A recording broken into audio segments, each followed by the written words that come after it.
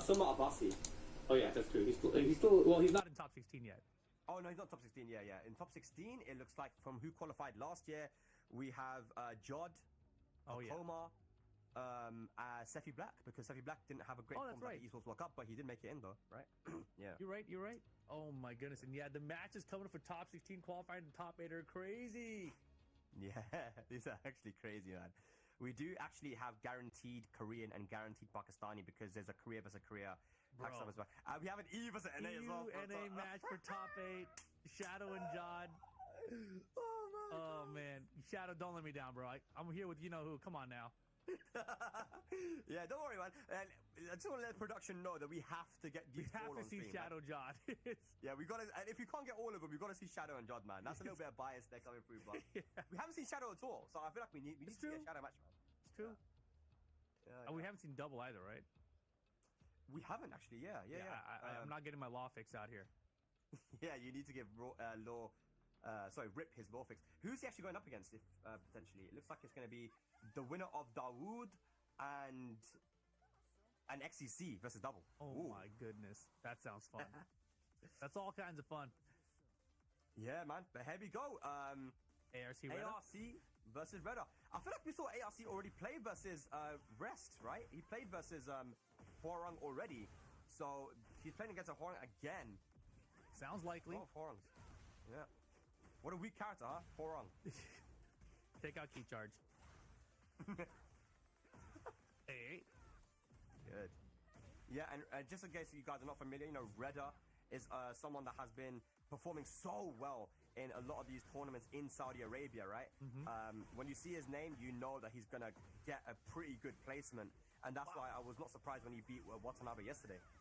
Oh, without a doubt, blocks the heat smash here, a little punish. Yep, that minus 14. Oh, good block, man. Look at the defense. Yeah, just one of the things that ARC did in that round that caught me off guard was he tech rolled in the hop kick, right? And it worked. So you gotta be really careful against ARC when he's getting up off the ground. He is risky. He's willing to take those risks. Yeah. Down back four gets low parried. And that's actually exactly what you want to do against down back four, because it's very difficult to punish that move on block. So low parrying, it seems a better option. Hey, good duck in the high. Okay, ARC's on fire. Man, look at the defense though for Redder, dude. No, yeah, Redder's definitely low so well. Yeah, he is very impressive so far. Man, yeah, defensively very sound. Oh, could have got the whole string in the back there with the 1-1-3. Plus frames. Oh my god, he's so clutch. Redder. Big whiff on down 4-2, down 3. Yeah, I was gonna say so much fishing for down 4-2 at that range, but you know, didn't even need it. One round apiece. Yeah, ARC stayed very patient himself, right? Like he was sidestepping a lot, sidestep block, and not overextending. Oh my goodness, what a call out. Up 3+4. The combos haven't been so good here from ARC, but finally just commits to the feisty rabbit read, catches Redder duck in. That's 2 rounds to 1. ARC also, man, I mean, this guy, haven't seen a lot of him in Tekken 8, but he used to be one of the key players in Arslan's boot camp back in Tekken 7, right, with that Eliza and Miguel. He played so many sets. That's where he's trained from. So that's why he's got such solid fundamentals. On the skyrocket. Redder. I'll give you some big damage. Yeah, answering back here.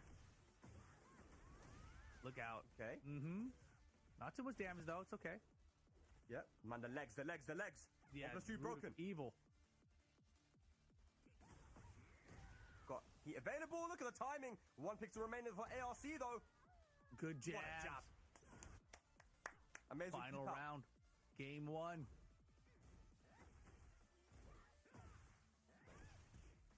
Beautiful. Okay. Amazing punish there. Plasma Blade back 3. I should go to the wall. Hwarang wall carry insane. The combo's insane. Look at this damage, man. The Oki too. Oh my goodness, again. The up 3+4s have been perfect for ARC. We saw that with Chikrin at Evo as well, man. He used that so often. It's such a difficult move. You gotta be careful because you can overextend so easily. Look at the feisty rabbit though. Heat winding down for both players here. Final round situation, first game. Side step. Okay. Bit of a weird axis though. Yeah, super weird. Oh, chance for ARC. Oh my god. What was that, bro? He turned around. I mean, look, I like the gamble there from ARC, right? It was a big bet. It almost paid off. If Hwoarang wasn't moving so far forward, then it would have probably worked out in his favor there. So just barely doesn't work out for ARC. But man, that was close. Reda hanging on. Yeah, I feel like Hwoarang was facing one way with the first two kicks, and then he for the final kick, he just turned around. I didn't see a clip of that. That was crazy. But I mean, Reda with a clutch though. Hwoarang has all that Tekken 7 experience, you know. He had that eye patch. He learned how to look out of one eye, find out where his opponents are at. So that's why he can find her. He doesn't matter what chai she's on, dude. He'll figure it out. Damn, we gotta bring back Hwoarang with one eye, man. That's too strong. And he's got two eyes now, bro. It's unstoppable. Clutch stuff there from Reda. This is lower bracket action as well. Backlash once again finds its mark. Yeah, the counter didn't believe. Forward 4. Wow, had the duck no punish though. That was crazy. Ooh. Oh no. Oh no. Oh boy. Oh boy. It still has heat event. That should be dead with a heap. No, you go for the jab instead. ARC. 3-1. Finds the heat dash. Okay. What's the combo? Interesting. I mean, yeah, you called it out. His combos have not been great this game, or in this set in particular. Yeah. Back one again. You tried to go for the back one earlier and got clipped by the 3-1, right? But just, again, just doing it, being persistent. We know that Lily does struggle sometimes when it comes to the tracking department, so Reda making the right read. Oh my goodness. Matterhorn out of nowhere. ARC's getting loose sometimes. What is going on? My goodness. Cameraman's getting looser. Punish. No punish. -12 there. Missed opportunity for Reda. He activated both sides now. Trying to find that 10-frame counter hit launcher. Punish. Voila. Step down forward 2. Here comes Reda. Yep. Not going to be able to kill though, but it's going to be a lot of damage. Forward 4 for the wall carry. Oh, the final hits, and Reda now moves on to set point to make it into top 16. Yeah, and if you're ARC, you're like, I saw it coming, dude. I just tried to get out of the way, but it still found me. He's got 2 eyes. In the back again, goes for the low. Side step 4. No. Brother. Oh my gosh. I'm telling you, Rip, man, the combos have been killing him. Because if you drop your combos in certain instances, you end up being in a punishable position. And that's exactly what Reda's been able to utilize here, man. And that is looking like Reda might be able to take this. Activates heat. Yeah, not looking good for ARC right now. Activates heat back. Last chance. Spends on heat dash. Get it out of here. I've seen that before. But drops the combo. Big chance for ARC. Whilst only 3 there, but Reda still has heat available. This is not going to be close to dead. ARC, though, opportunity. Got to be careful. That heat smash. The 10-frame. Flappy kicks. Flappy kicks. Why not? 10 seconds to go. Oh my goodness, down forward 3+4. ARC do the combo. It doesn't matter. You got such a big life lead time. If you blow this, it's your fault. And there it is on the board. Very good stuff there. ARC with the whilst in 1-2 string at the wall for the wall combo. But still, though, Reda has an opportunity. But hop kick, though, from ARC. We're starting to take some risks now. Oh boy, there's a chance. Gets the wall blast. Combo the other way. Yeah, that actually was a very good combo. That was a sick combo. Using 1+2 to get the wall blast, but no, he drops it. Still looking good. Gets the perfect. All right, ARC's alive. 1 round to determine whether he stays in the tournament or goes home. Oh, forward 4 counter. He does it twice. Wants to try and keep Reda away. Drops the combo though. Punish. Oh, he's late on it. Okay. No, sir. Oh, my goodness, bad dude. Punish. Very bad punish, man. Yo. Spaghetti's everywhere, bro. It is. Oh, the backlash. One more he's going to do it. Reda. Forward 3. And ARC is going home. So much stress there, but Reda comes out on top. There was drops on both sides. You can just see how much stress there was in that setup. But, I mean, look. ARC did a good job. He took out a lot of big names. Took out Sajawa, took out Matsuba, took out Amar XR. But Reda is the one who comes out on top. We'll be seeing him tomorrow as we move into this one. Look at the crowd for this one, Rip. No, yeah, it's getting tense out here, right? We're winding our way down to top 16. And oh my goodness, who's the bear player? That is Asan Mughal. So, Oh, that's right. We haven't seen him yet. Today. We haven't seen him yet, yeah. The rank 2 of Pakistan, I would say. You know, winning tournaments, winning dojos in Pakistan. He's a serious bear player, man. No, sir. Oh, it's 1-1. Wow, final game situation then. And Zubair needs this one. I want to see Zubair survive just because I want to see some more Paul Phoenix. Yeah. We've seen a lot of bears, man. It would be nice to see Zubair, but again, these are two guys that played a lot. They know how each other play. Oh boy, Heat Smash connects. Lots of grit inside of Zubair, but still, one launch and it's over for either player this round. Steps good. No launch. Jabs. Nice. Zubair stays alive here with the jab into QCF4. Zubair trying to stand in. Bear X though. Heat burst from the Panda. Lows. Running to counter hit. Finds its mark. Zubair now pushing closer and closer to the wall. It might be a wall splat here. Kind of. Oh, he's got the pressure going. Spends the dash. Oh, switch sides. Slap. Wall splat. Yep. That's the change to Panda in Season 2. That's why she's a lot better now. Nice side step. This is huge. Breakable wall right here as well. Gets the extra jab in there. It's nice Oki as well. Be careful. Don't get hit by the G-Clef. Oh, that one too. Final round. Zubair, Assad, Mughal. Is that how you said Mughal? Mughal, yeah. Mughal. Yeah. Okay. Who's going to take it though? Oh my god, what's the one too? The hunting bear stance. I like this. The best. Great punish! QCF2. That should go to the wall.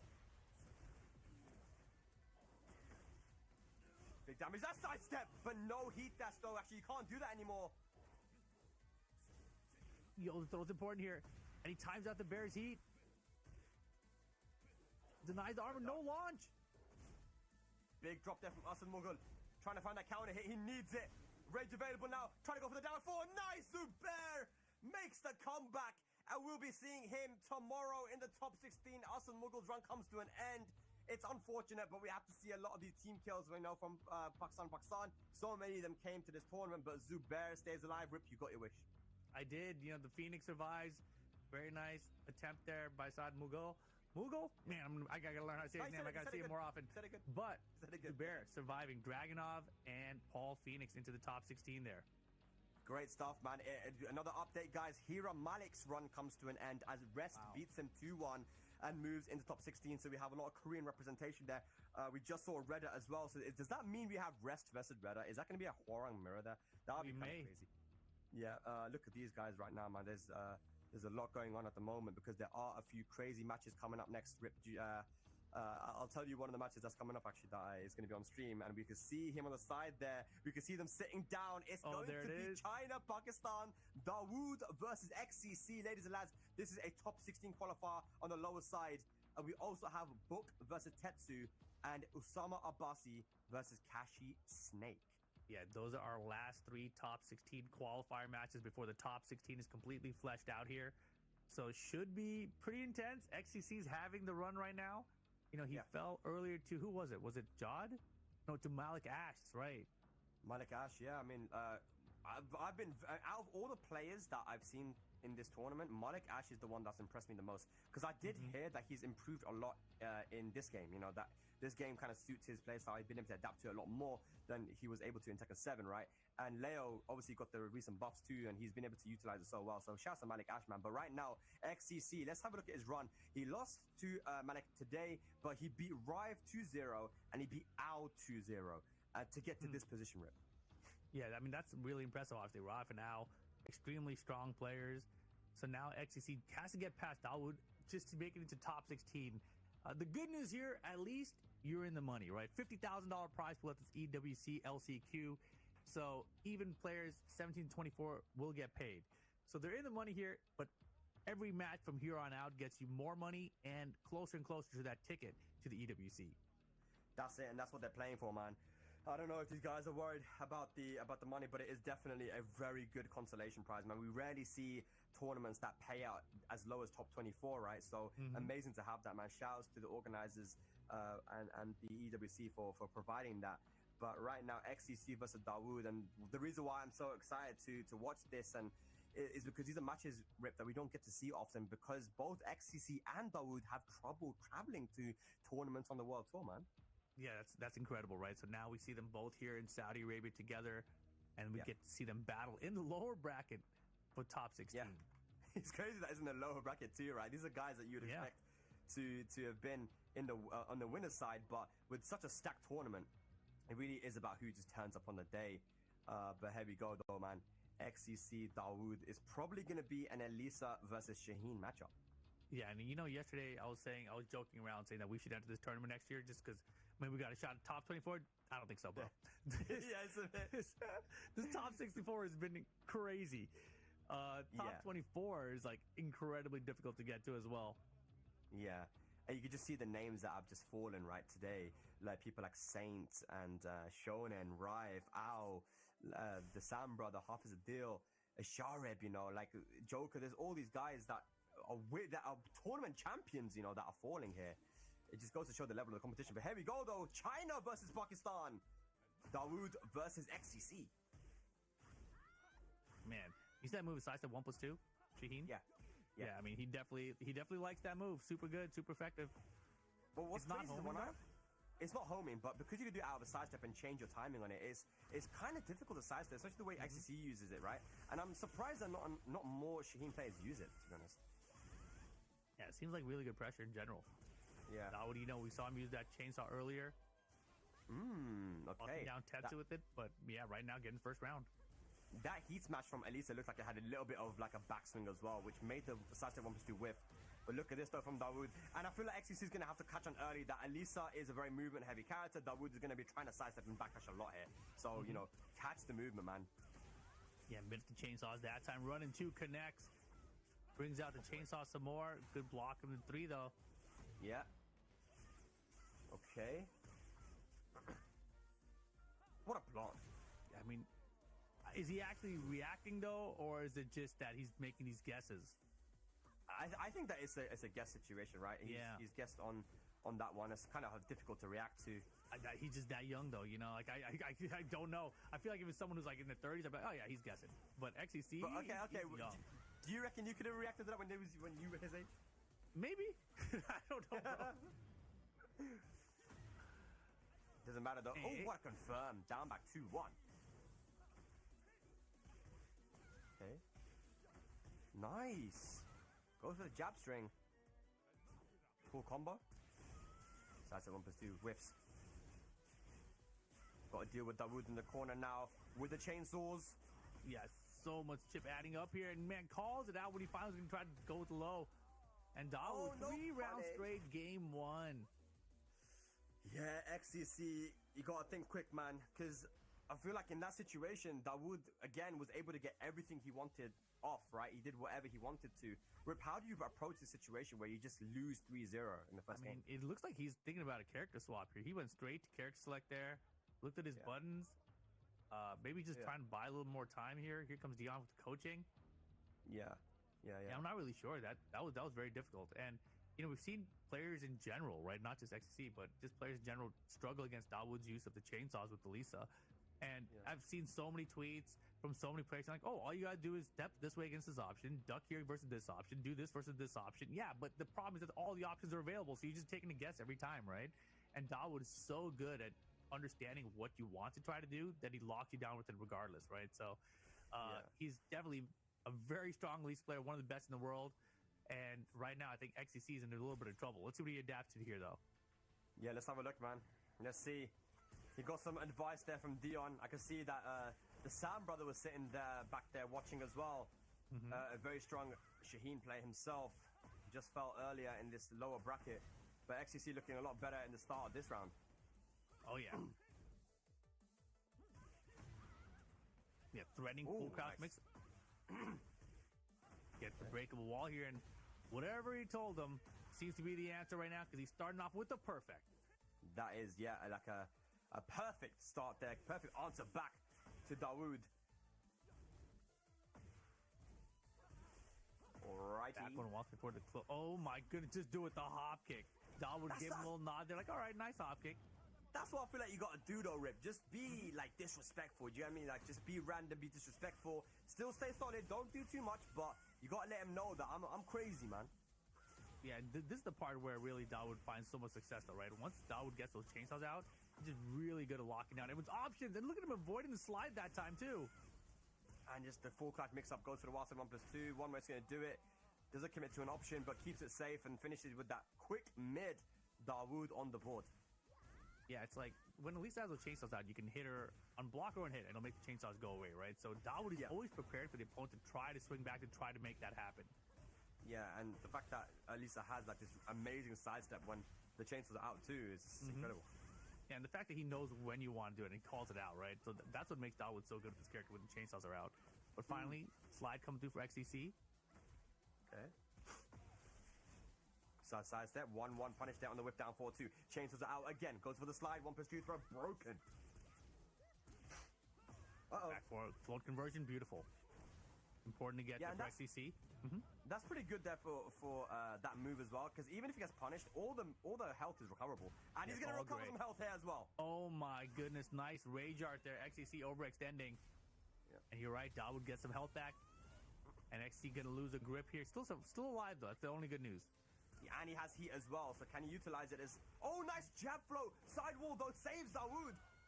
Bro, that was some young man stuff. Wake up with the jab, and here we go. 2 rounds to 1. XCC stays in the lead of this game, too. Good stuff. Okay, down 4-1. That is not punishable, the down 4-1-4. Power crush. Oh. Up 4-2. Oh, man. Chainsaws. Chipping away. Tries to armor through. Oh, my God, dude. Nice the jab. Helicopter. Good. The XCC realized that Dawood was going to fly in again and try and do some chainsaw offense, but keeps him out with the jabs. Good timing. Yeah, the jabs have been really clutch here. Stays ducking. No. Oh, he got it a little too soon. Reminds you of the TEKKEN8 Rage Art, you know, we had to stay ducking for just enough time. That's so true.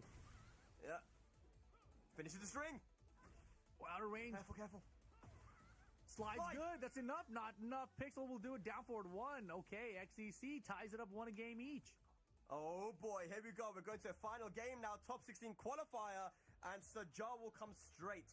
Again, the rule is you're allowed to have a coach 1 minute per set. So Sajar will giving some coaching now to Dawood. But man, this young kid XCC is something.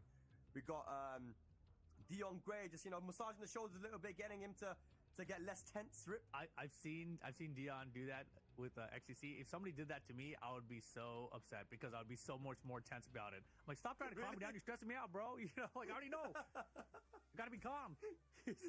stop trying to calm me down, bro. You're stressing me out. Yeah. Final game situation here to make top 16. Okay. That game will have given XCC a lot of confidence as well, man. He wasn't playing as aggressive as he was in the first game, right? He was just kind of picking his shots a lot better. And I feel like you have to do that versus Elisa because of her amazing movement and all these power clutches. She has great defensive options. Yeah, fantastic. Right now, XCC first to spend the heat. Here comes Elisa's heat spend. Down 4. Really trying to find that down 4-2. It's been a little bit difficult for XCC to find the down 4-2 timing on Dawood. Oh, the low. Chainsaws. I like the attempt for the down forward 2 there, and I love Dawood's patience there. He's like, I know you want to try to stop me. Go ahead. Do whatever you want. Yeah, really good patience from Dawood. Not panicking. But right now, XCC just poking him down. Has already pushed his back to the wall as well. Slide into the guaranteed hit. Power crush. Into engager, bro. Oh, the mid this time. And he let him think about it, right? That was slightly delayed. Yeah. Activates heat though. Down jab, big whiff. Low heat smash, good. And sidestep 1+2, 1 round apiece in the final game. Yeah, I saw people clapping in the back. Getting tense. More mid chainsaws paying off for Dawood. It is, man. You can see like in the background, right, behind XCC and Dawood, just the gangs of people watching this. Yeah, I mean it's tense, man. Facing elimination for both of them. That's down back 2 for the engager. But no recoverable health though. Jabs. Yeah, chipping down Elisa though. She doesn't have access to heat engages, so there's the heat dash. Uh-oh. Okay. Good jab challenge. Oh boy, punish that. Good. Oh, the step punish, though, was fantastic. Resplat combo. It's in not enough. Big chance. What a block. Oh, be careful. Mix. Just do it. Oh, my gosh. The block. What a nothing. Oh, my gosh, dude. Rough, but Dawood hangs on. Oh, my God. This is so close. Evenly matched right now. XCC facing elimination. Sasha 1+2. Slide. Oh, my God, rip. Dawood had the heat burst into cancel into no punch from XCC. Half-Life are leading. The hop kick is good for XCC. Wall's going to be right there. It's less heat if he wants to. There it is. There's the burst. That's huge damage, man. Look at this. XCC can close it out. Guard break.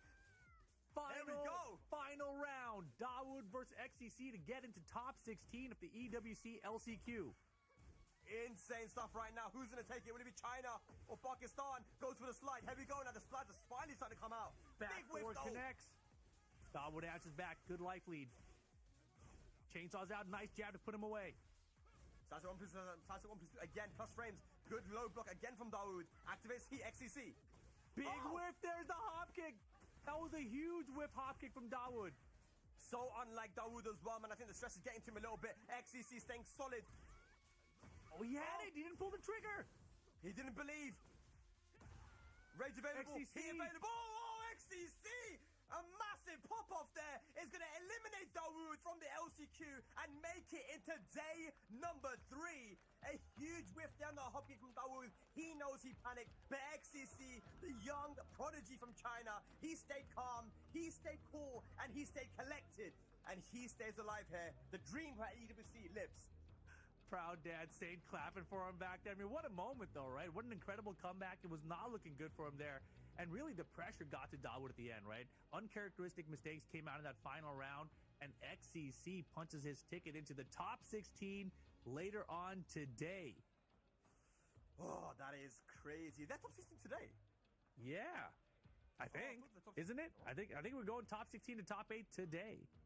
Oh, okay. Well, I guess we'll... Oh, man. Okay. That's cool, then. That's going to be later on today, then. Never mind. I thought it was tomorrow. I think. But, maybe I'm wrong. I'm pretty sure. Yeah, it makes sense. But either way, Book versus Tetsu is going to be our final match to determine who is going to make it into the top 16.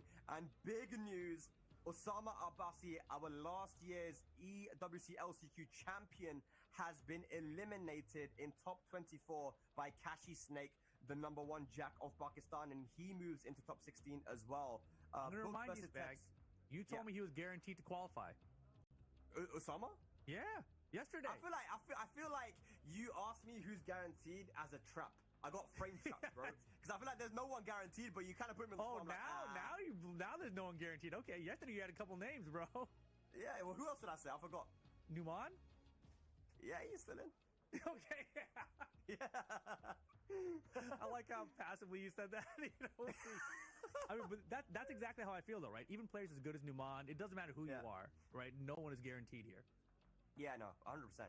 Like, it's all about who turns up, man. You can't just go by the books and say, okay, he won this tournament and he beat this person at this tournament, therefore he's going to win.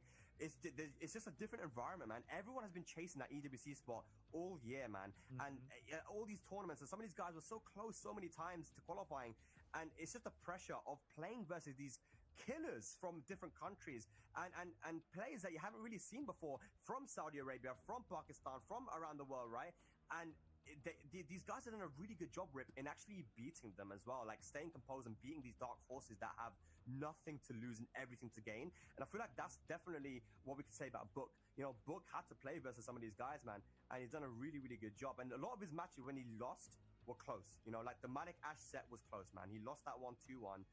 But now he's playing versus Tetsu. Tetsu trying to get in there and join his former teammate, Sefi Black, in that top 16. Yeah, and Tetsu, you know, he lost to Dawood 2-1 earlier. That was a very close match. Sefi then took out Dawood, sent him to that lower bracket. But then Tetsu in the lower bracket, he took out Higem 2-1. Then he took out the Sam brother 2-0. And that puts him up here against Book, right? And Book, he had a fantastic run in the tournament overall. And he just barely fell to Malik Ash there 2-1 right before qualifying for top 16 on the upper bracket. I will just say though, Tetsu's played versus the Sam brother before in tournament back in Golden Letters. He's played versus Higgin many times when it comes to rank, when it comes to online tournaments, I'm sure, even offline. But Book and Tetsu, I don't know how much these guys have played, to be honest. And I know that Book, one of his characters actually was Lydia as well. I see Tetsu hovering the Lydia. Is he going to go for the Claudio? I think he see should. the Claudio pick. Yeah, No, Lydia. And I saw Book go to Elisa for a second. Okay, he was kidding. Yeah, no, he's joking around for sure. I feel like when you have a character like Lydia that's so stance heavy, I think Jin can be a good choice because of the punishment, right? Down back 2, I believe, is still minus 14. That low, if used, is going to be launched by Jin. And Book, like I mentioned, was a Lydia player in the past. You know, we remember him from Tekken 7 using Lydia in tournament, right? Majors such as CEO and stuff. So let's see what happens here, man. It's top 16 qualifier, EU versus Thailand. Yeah, this is going to be our last top 16 qualifier here.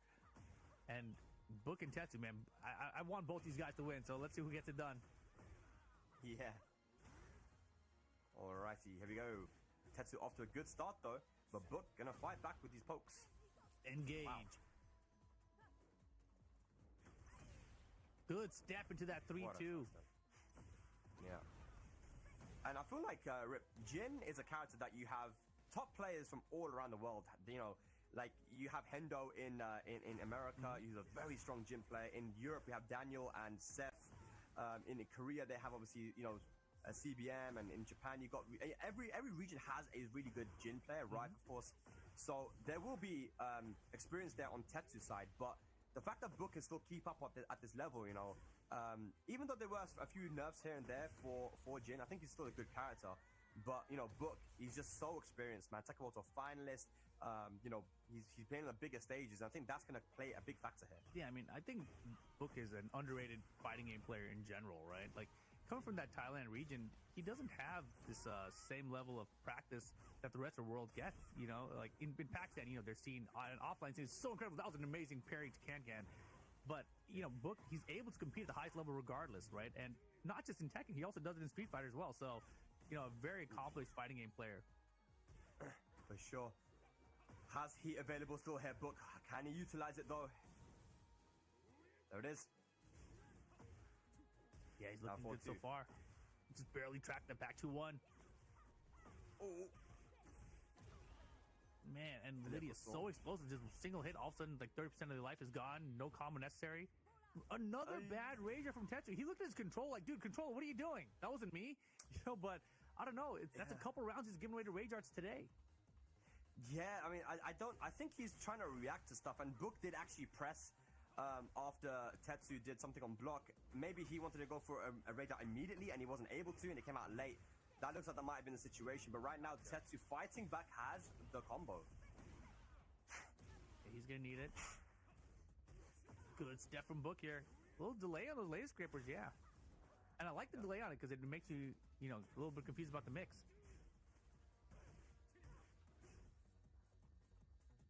Jab lockdown now. Heat winding down for Book. Good block, and that's what you talked about. Minus 14. Book's got the while standing 2 punish. Yep. Book looking so nice right now. 1+2 into the heat dash. Oh no, and man, the low is getting launched, and Tetsu gave a little head tilt, like, all right, yeah, I went for the low, but again, it's Jin. He's got that 14 frame while standing 2. Is he gonna get the launcher in those?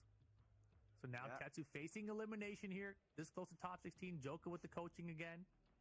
Yep, Joker is a fantastic coach to have. I mean, this is someone that's played versus all of these guys, and I still remember when Joker played Book before in many tournaments, master events, and in exhibitions and stuff. So he knows how he plays. Very analytical. You know, and one thing about Joker as well, that he won't give too much specific advice. And I think that's the best way to coach. You want to give like kind of generic advice, you know, because you have to trust the player to be able to make the adaptation as well, right? Oh, for sure. Yeah. Let's see what happens. Here we go. Game 2 in this set. Tetsu needs to bring it back. I talked earlier about how, you know, Book, he ends up losing the first game, but bringing it back for the whole set. So when I see him up 1-0 in a set, I feel pretty good about his chances. Yeah. What do you think about him sticking with the Lydia here, though, man? I haven't seen the clue at all from Tetsu. I think it's the character he believes in right now. And I think that's all that really matters. You know, if you believe in your character, you're not second-guessing it, I think you're okay. But if he's like picking this Lydia, but he's thinking in the back of his mind, like, oh, I'm not sure if I should pick Claudia right now, then he's in a little bit of trouble. That's it. He's got a life feed right now, though, but he's got to get himself away from that wall. He's looking dangerous, looking scary. Nice stuff. Uh-oh, he sidestepped into the wall, counter hit.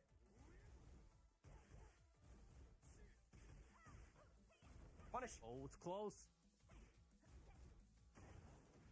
Oh my god, he had the jab, the down jab gets low parried from Book straight into Rage Art.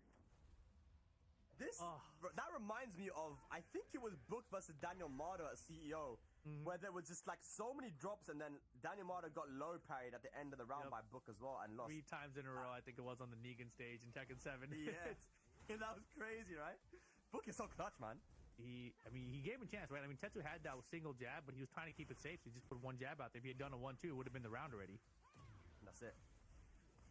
Okay, Tetsu now. Ooh, baits out the parry and nice punish. Oh, and Book calls out the high unblockable. But not much behind it, get the engager. Yep. Laser scrape had been used so well by Book to catch the sidestep, man. He's playing methodical right now. Tetsu, man, he's starting off so well in all of these rounds, and he just keeps on dropping it. Book, so hard to close out. Final round now, potentially, to move into top 16. Hop kick from Tetsu. Big hop kick call out, and it's going to pay off for him right now. Here's the heat burst. Breakable wall in front of him. Yeah. Spike for mix, goes low this time. And this matchup seems a little rough for Lydia, but nice sidestep, right? 3-2. And that's the way you want to step against Jin, right? So another breakable wall. Doesn't get to convert very well off this one, though. Yeah, and honestly, the wall was just at that position where he just kind of got the low wall splat. Yeah, I was going to say, honestly, Book was still going to have a chance because he still had that heat and a lot of gray, but doesn't matter. Tetsu able to close out the round. Yep, 7 golden letters as well, man. That's a good answer that from Tetsu. And he has 3 stacks as well, so it's a good opportunity to make the reverse sweep, man. You got to do it, but the down back 2 gets low parried. Book should be able to take it to the wall. Yeah, these lows are costing Tetsu, right? Because Jin is either going to get to punch him very big, or Book is looking low parry, but gets the wall spat here off the 2-4, and this is trouble for Tetsu. It is trouble, man. This might be it for Tetsu. His run might come to an end now. Book, only 1 more hit, potentially going to do it now. Good sidewalk, down for 1-4 hits, and down 4 for the 7 golden letters. Tetsu is going to be going home, and Book continues on into top 16. So well played. I mean, look, Book is one of those guys that I feel like doesn't get the respect that he deserves, man. You know, he's always dropping to only the best players in the world, but you see him play. We're seeing the way he's playing right now, Rip. His defense is looking on point. Unfortunate for Tetsu, he had a great run, but man, Book, too strong. Yeah, and you know, even in Book's loss to Malik Ash, his defense looked phenomenal, right? He's looking great overall. But let's take a look at the bracket, guys. This was Group 1 here. This was our top 64 when we got started, and just crazy results all the way around, right? And you see there, Dawood versus Tetsu, that's where Tetsu lost. So then Seffi over Dawood is what brought Seffi into that top 16. But above that, let me start at the top. I should have started at the top. Yoreds over Sharam, and then Numan Chowdhury over Kashi Snake. So Yoreds, Numan had to play each other. So Yoreds is one match away from one game away from qualifying the winner side of top 16. But Numan takes it there. So Numan and Seffi, the first two qualifiers in top 16. Yeah, and then Osama Abbasi, Mohsin Shooter taking it over Osama, and that's someone that we have to talk about a lot more as well. We'll get to him later on, but I mean, incredible, you know, Mohsin Shooter. Book and Malik Ash, man, really impressed me, Rip. I feel like, you know, again, not someone that a lot of Pakistanis are looking to, because he didn't get to travel a lot in Tekken 7, and his performances weren't great, but now Tekken 8, I've just been hearing that he has been doing some damage, man, and you can see it with that Leo, dude. Let's have a look at the other side now as well, and see what happened in the lower side of Group 1. And man, could we just start from the beginning, actually? Yeah. Round 1 of low, we got Rive, Take, Ao, Saints, you know, Joker, Isharab, Irtaza, Hafizadil, Beacon. Like, look at the people we have in round 1 of this lower bracket. It's crazy, but as we see, you know, XCC had a crazy run. Beat Rive 2-0, Ao 2-0, Dawood 2-1 to advance. Then, of course, Double did a really good job as well to take out Nugget 2-1. Nugget, actually, shouts to him, man. Great commentator and also a very strong player. But beat Yoreds as well. We got to see the reactions of that when it happened. We didn't see the match. So Double XCC advancing. Yeah, and then down below that, you know, Tetsu, he had this good run, right? He took out Higem 2-1, took out Sam Brother 2-0. And Sandbrother just taking out Joker right there 2-0. But then finally we just saw Book take out Tetris. So Book's moving on into that top 16. And then down at the very bottom, you know, this was kind of like the Pakistan quarter of the bracket, it felt like, right? Ashraf, Hafiz Adil, etc. Kashi Snake, then taking out Hafiz 2-1. And then also taking out Usama Abbasi 2-0 to move on into that top 16. Yeah, I'm very excited to watch Kashi Snake actually, because I just really like watching Jack, you know. So yeah, I want to see Kashi Snake do some damage, man. Let's have a look at Group 2 now and see how that all went down. Of course, Kudans, man. I mean, I know there's a lot of people at home that are watching that are really gunning for this guy to qualify for the Esports World Cup, and I think how cool would it be just based on how we were playing. Hira Malik 2-0.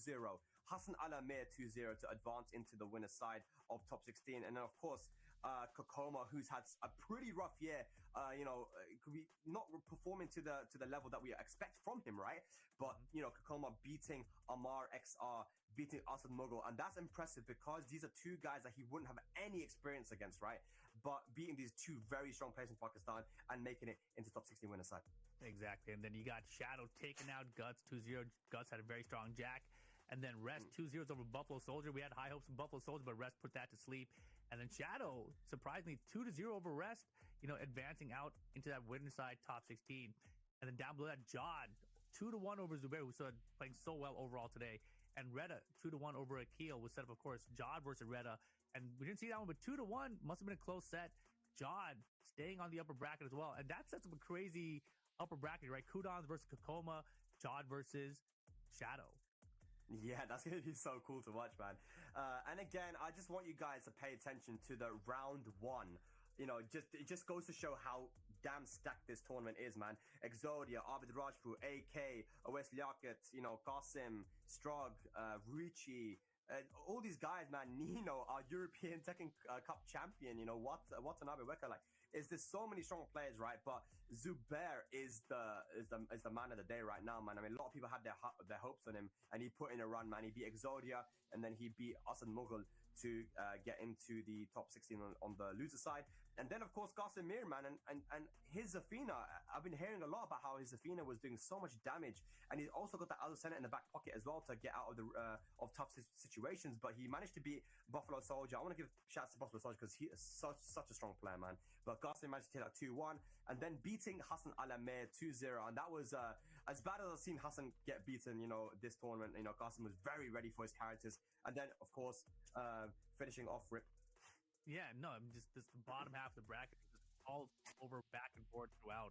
But ARC made a good run. Unfortunately, fell a little short to Red at the end there, so Red moving in. And then Hira Malik, you know, took out Nino there, right? So Nino was doing pretty well in this lower bracket. Took out J-Pain, took out Austin Ali, but then Hira Malik got in the way. But then Rest, 2-1 over Hira Malik, makes Rest be the one that's going to advance out of this, into the top 16 as well. Yeah, can we have a look? Do we have the bracket? I don't know if we have the bracket for the top 16 itself, but either way, we know what's going to be happening, and we will get that bracket for you later on.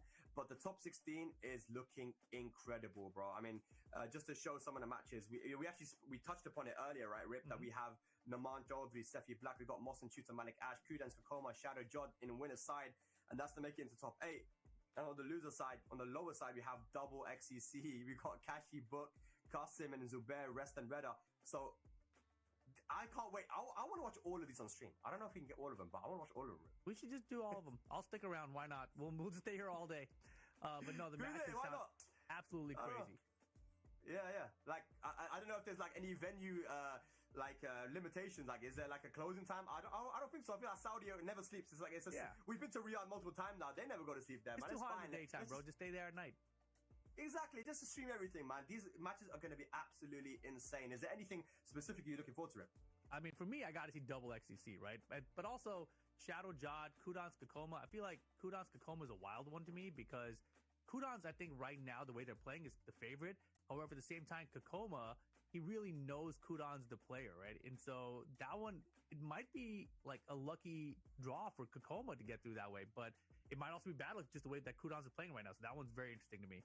How about you? Yeah, I agree with you. I really want to see double XCC. I'm locked in for XCC, the story, man. If we can get China into the into the EWC. I just love that because the more nations, the better. And I really I want to see Book do well as well because, you know, again, like I said, just these players that have been traveling a lot, and some of these guys haven't been able to as well, like the Pakistanis. So I'm not really gunning for any one person to win and to get in top 4. Anyone that does, I'll be happy. But I want to see Noman and Sefi because I just feel like Sefi, man, like there's some times where he just turns up. Maybe, I don't know what it is, man. Maybe he had a really good breakfast or he just woke up on the right side of the bed and it's like he just plays incredible. You'll get that unbeatable Sefi sometimes, right? And then you get the one that just loses to anyone. But this is like the good Sefi, you know? So I'm really locked in for that one because a lot of Pakistanis were saying that they feel like Noman is going to, like, you know, win the entire thing. And right now they're looking like they might be right because he's in the winner's side. But Sefi could... he could do this, man. He could cause the upset because we've seen him do it before. Me and you, Rip, were both at Takedown a couple years ago where Sefi beat Hira Malik in the bracket, right? No one expected that. So Sefi can definitely cause his upset. Yeah. But yeah, double XCC I'm locked in for, and I want to see how far Zubair can go because we've seen him a lot on stream now already. Yeah, I was gonna mention, you know, when Sefi qualified at DreamHack Dallas, I remember the DreamHack Dallas because I was there and I saw him beat double, and I kept on asking him all day afterwards. I was like, how did you do that? How did you beat double? Like, because he was not doing that hot in the game at the time, right? I was like, you beat double? Like, what happened? So, you know, there is that chance that Sefi shows up and takes out Numan, which would be amazing. It'd be absolutely amazing, guys. I thought that the top 16 was going to be tomorrow, but actually we're going all the way to top 8, guys. These matches are all going to be coming up very shortly. What we're going to do right now, though, is take a small break. About 15 minutes, guys. So go get your water, go get your snacks. We're going to do the same here as well on commentary, and we will be back later for the top 8 qualifiers. Top 16 coming up, ladies and lads, for the EWC LCQ. We'll see you in a bit.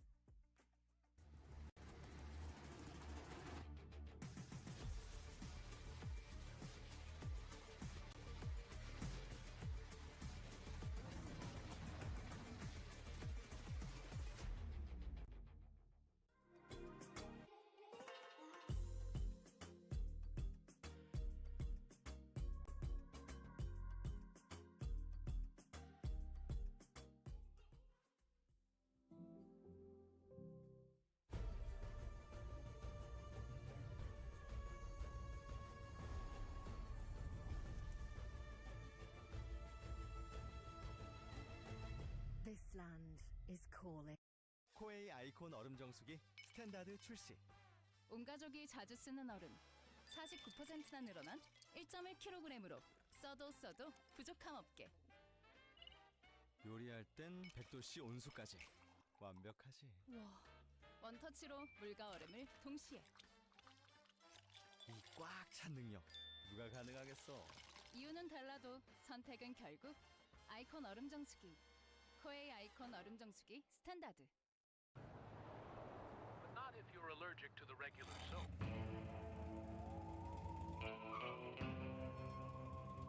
Want a race?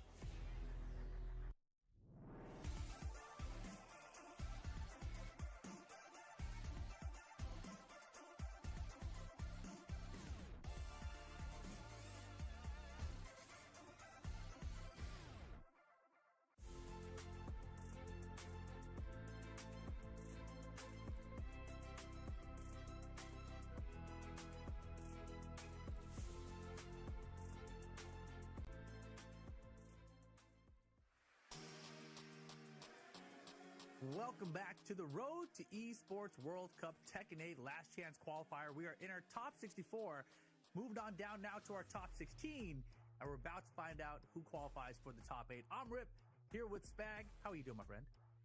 I'm doing good because we're commentating now, Rip. It's really fun. It's been a while. I feel like I don't remember the last time I commentated something official, and it's good to be with you, man. Even though it's online, but yeah, man, top 16, man. I thought it was tomorrow, but it's today, so I'm excited. I feel like I just been gifted something really cool. But man, looking at the sets, we actually briefly touched upon it beforehand, before the break.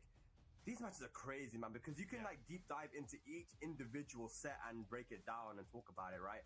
We talked about how we got Kudan's Kokoma, we got Moss and Shootermatic Ash, Naman, we got Shadow and Jod. There's so many sick matches. So hopefully we get the bracket up very shortly. We can get the bracket and show you guys what we're gonna have. Yeah, exactly. I mean, but some of these matches you talked about are just so crazy, right? And specifically, we talked about that Kudan's Kokoma one. Because there's so much history between those players. But look at this one, too. Numan Chowdhury versus Sephi Black. We talked about Sephi having that amazing run at Dallas DreamHack back last year to qualify for EWC, right? And, qualifying on the upper bracket here just yesterday was a little bit surprising to me for Sephi as well. I haven't seen a lot of him this year, so to see him doing that well was pretty awesome. But you also see there, Double and XCC setting up the play. Oh boy. Okay, yeah, that's gonna be a good one as well. I'm thinking about XCC and Double, and I'm just like thinking about the play styles. I'm thinking about the way that they play and the character they play, and I'm like, I just don't know who's gonna win that. No, like it's so interesting to me. Yeah, I mean, the good news is, Double does have some Shaheen experience himself, so like we'll see. Like he's prepared for the matchup, but Double, he's not a traditional law player, right? So for XCC, you mentioned he lives close enough where he can play online versus people in Japan, etc. So maybe he already has some experience against Double.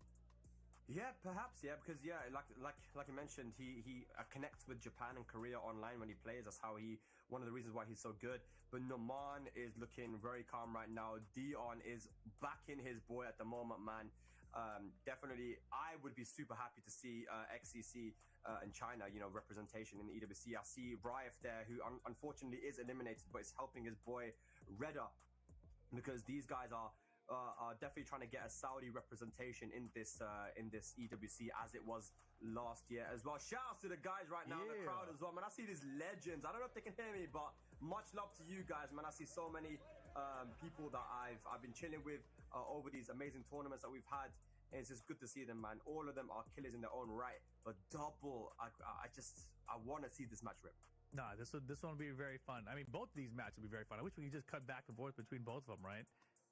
You'll have both at the same time, just running. Yeah, put both up. Yeah, we'll talk about both at the same time. Why not? Commentate both at the same time. I'll commentate one set, you commentate the other one, man.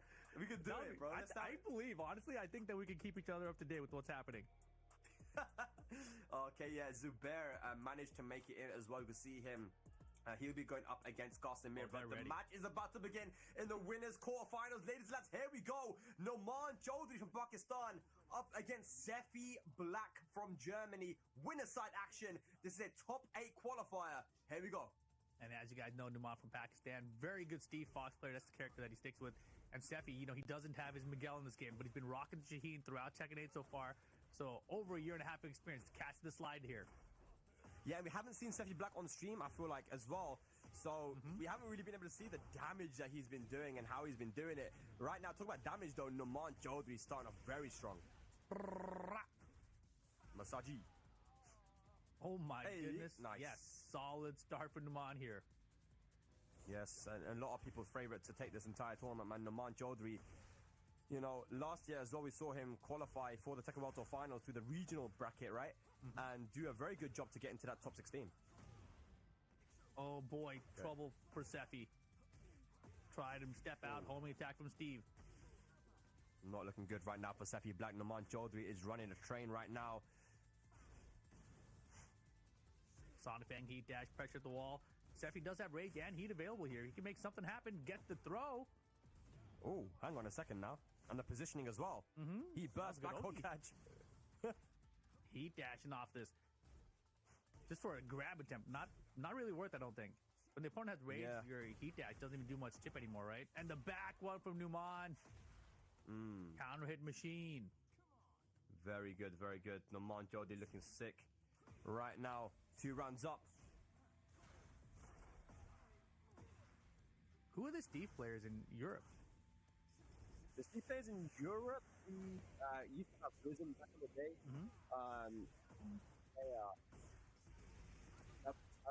Oh yeah, of course. Strog as well plays a lot of Steve. If I'm missing someone, I'm sorry, but you know, we used to have a lot of Steves back in Tekken 7. But look at this though, 3 rounds straight, 7 golden letters as well from Naman.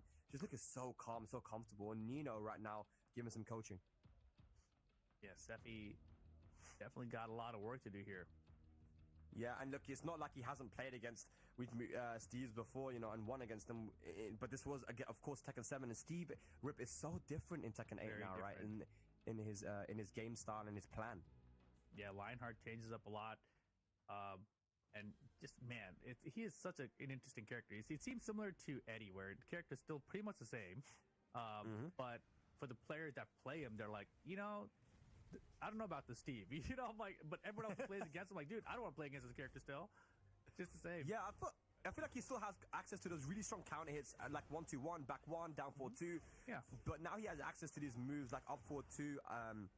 And he actually has, in Season 2, they gave him up 2 now, which is a 17-frame standing launcher, which I think is really good because they made Rage Arts minus 18 now. Yeah. So he has, you know, some of the weaknesses that he used to have are gone now. So I feel like Steve does have a place in his meta for sure.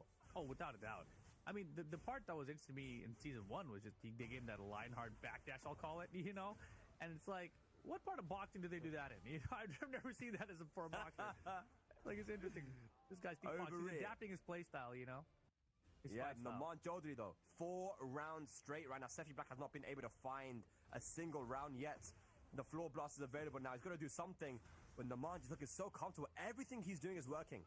Yeah, Numan beat him so bad the first round. The game was like, is this potential final round? You know, let's just go in here round 2. Yeah. Oof. Uh-oh.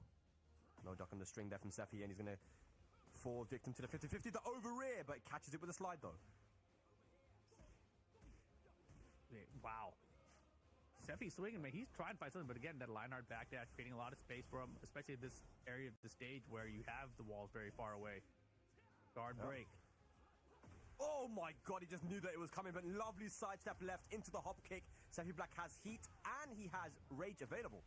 Yeah, floor blast spent, heat activated, tornado there. Can we get to this wall? Not quite. Try to step to get it. He didn't get it, and the 1-2-1's going to get him. Set point for Numan. Set point indeed. 5 rounds straight right now. Naman looking to make it into top 8 here. I mean, you said he's going to win the tournament, right? I said he's one of our guys that's guaranteed. Yeah. He's looking pretty sharp right now. Yeah, man. Oh, punish it. Good stuff. I feel like Sephi Black, man, now that he's back to the wall, man, he's 5 rounds straight. He's become a lot more aggressive. Yeah. But is it too little, too late, though? You never know. Honestly, in Tekken 8, it's never too late. There's one. Okay, waking up now. Sephi Black is I'll late, say, but gets around. Numan's reaction after losing that round was not a solid one, but here we go. 1+2 throw. He kind of looked off the side like he was frustrated with how that round went, which is surprising because it's just the 1 round he lost. Yeah, he ain't trying to lose any rounds out here, man, but rocket punch. Regaining here, Numan Chaudhary. Sephi Black hasn't been able to play aggressively because Naman is in his face, poking away. Yeah, and Steve is not a character you want to be aggressive against anyway, or you might be put to sleep. And it looks like Sephi's upper bracket run is going to be put to sleep. Numan moving on to the top 8 in the upper bracket. Naman Chaudhary, man, and Sephi can do nothing but smile. He's going to smile anyway, win or lose, but that was a clinic. And now we need to move into this one. Please, double versus the XCC. I need to see what's going on right now. Oh, XCC's got the wall spat here at the beginning of this game. Should I say 1+2? Down jab. Good stuff. Okay. And I like double. You know, he was pressured against the wall, still try the down 4-2 there. Yeah. XCC with that down jab, great choice. Yeah, we'll find out. That's the question. Relax, we'll find out. I need to know now, Rip. Down forward 2 for XCC. First game, nice. Let's go. XCC starting off very strong here. Nunchucks. More nunchucks. More nunchucks. Oh, God. Man, Law's combos last hours, man. Nunchucks. What is this? Hey, I didn't make it, bro. I'm just enjoying my character. Leave me alone. Oh, He delayed the 4-2. that. Yeah, wasn't ready. Nice heat activation. Down forward one. Check. Run to up top. Oh, nice. The parry. Doesn't get a punish off it, though. Wow. Barely converted out of that one. Yeah, that was messy. So, went for the up forward one there, XCC, but in the middle of the back one string from Double, managed to get the float and a really good adaptation to get the round as well. Rayjot for the win. 1 round apiece here, first game. Yeah, not something that was easy to convert off a double there, but able to pull through, and now 1 round each, as you said. Yeah. What do you think about Law's combo versatility in this game? I feel like it's a lot better than it was in Tekken 7. Oh, it's fantastic. Like, way more options. Yeah, way more options. Honestly, it's too many options for my small brain. Like, I end up being like, I get lost. I'm like, do I use a strong aerial tailspin? Can I still find another one? Can I still do the heat first after that? So you really got to study if you're a Law player to like really know and understand all the options that are possible to him now. For sure. Man, XCC definitely knows his options though, man. Goes for the 10 frame, and look at that up forward one into the heat dash. Really good combo versatility there from XCC as well. 2 rounds to 1 here, first game. Yo, running that full crouch pressure right in Double's face. And the hop kick, beautiful stuff. He threatened the full crouch game so much that Double's like, man, I should do that too. And as soon as he did, XCC's like, I'm ready to punish you. Yeah, it's just that the reactions, man. Look at that, using the jab to peel him off the wall, and he has heat available too. This might be dead. Heat dash heat dash combo. Yeah, beautiful stuff, man. Great combo adjustments there with the wall in the way, using his resources correctly. Well done. XCC, first game over Double. Yeah, and you saw Matsuba immediately go over to Double as well. We got Dion just massaging the shoulders of XCC, keeping him less tense. But there he is, Matsuba. He instantly went over to Double. Yeah. He's like, this is a child. Beat him. I'm pretty sure that's what he said. That's kind of messed up, man. Oh, man. But to be honest, look, Double, this is big pressure right now because this is the lower side of the bracket. I'm not sure if you know. Lower side of the bracket. Whoever loses this is out. And XCC just won the first game. Double, who got top 4 of the EWC last year. Yeah, I mean, the good news is everyone right now in this top 16, they're all in some money at least. But even if you win this match, you're not in top 8. You still got another one to go afterwards. But right now, Double XCC game 2, Yakushima's going to be the stage. Ooh. Okay. Yeah, that sidestep 1+2 is so good, man. Nice down jab there from Double. Yeah, that sidestep 1+2 damage with the follow-up is as much damage as that entire conversion Law just had. Just so you understand. And he's using it so well at the moment. Got to be careful, though, the counter hit pressure from Law. The jabs in the back 1-2. Ooh! Yeah, I really like XCC. These tiny sidesteps he does, right? He doesn't commit to big sidesteps, just small sidesteps in the block. Yeah, trying to cover as many options as possible. Look at this, though, from Double. 4, wow, instant combo. Yo, that can't be guaranteed, right? The 4-2-2 string and then... Man, I don't know what he just did. That was crazy. Double's amazing. That was really cool, man. All right, here we go. Double now with the slide mix-ups. Side step 3. Oh, and I like the parry attempt. Okay. And also worth mentioning, you know, in Japan, now King came back to play Tekken again with Law, and he's like a super high-rank Law. He's really old school from back in the day, like Tekken 5 times, and he uses a lot of parry with Law. So it was one of the things that stood out to me about his playstyle compared to like every other Law player I've seen. So it's interesting if maybe Double is starting to pick up on some of that. Yeah, man. I don't see... I mean, the reward you get from parry is pretty good as well for Law, right? So I like that. But Double just running up into down 4-2, catches XCC trying to move, and that's 2 rounds straight here in the second game. Double trying to even up the set. Yeah, Double tournament veteran. We've seen him compete in so many places. Nice power course there, too. And Law's power course is also very good, right? So, Tekken8, one of these games where you have to use your arm if you have a good tool for it. For sure. Down 4-1, down 4-2, keeping it very, very simple here. Fundamental XCC, side to 1 position counter hit into the steel pedal. Nice good pressure. Damage. Fantastic. XCC still in this game. Can close it out here if we can keep it together. Okay. Up 4-3. Wow. Oh. Okay. Maybe we wasn't worried about the second flip. Yeah.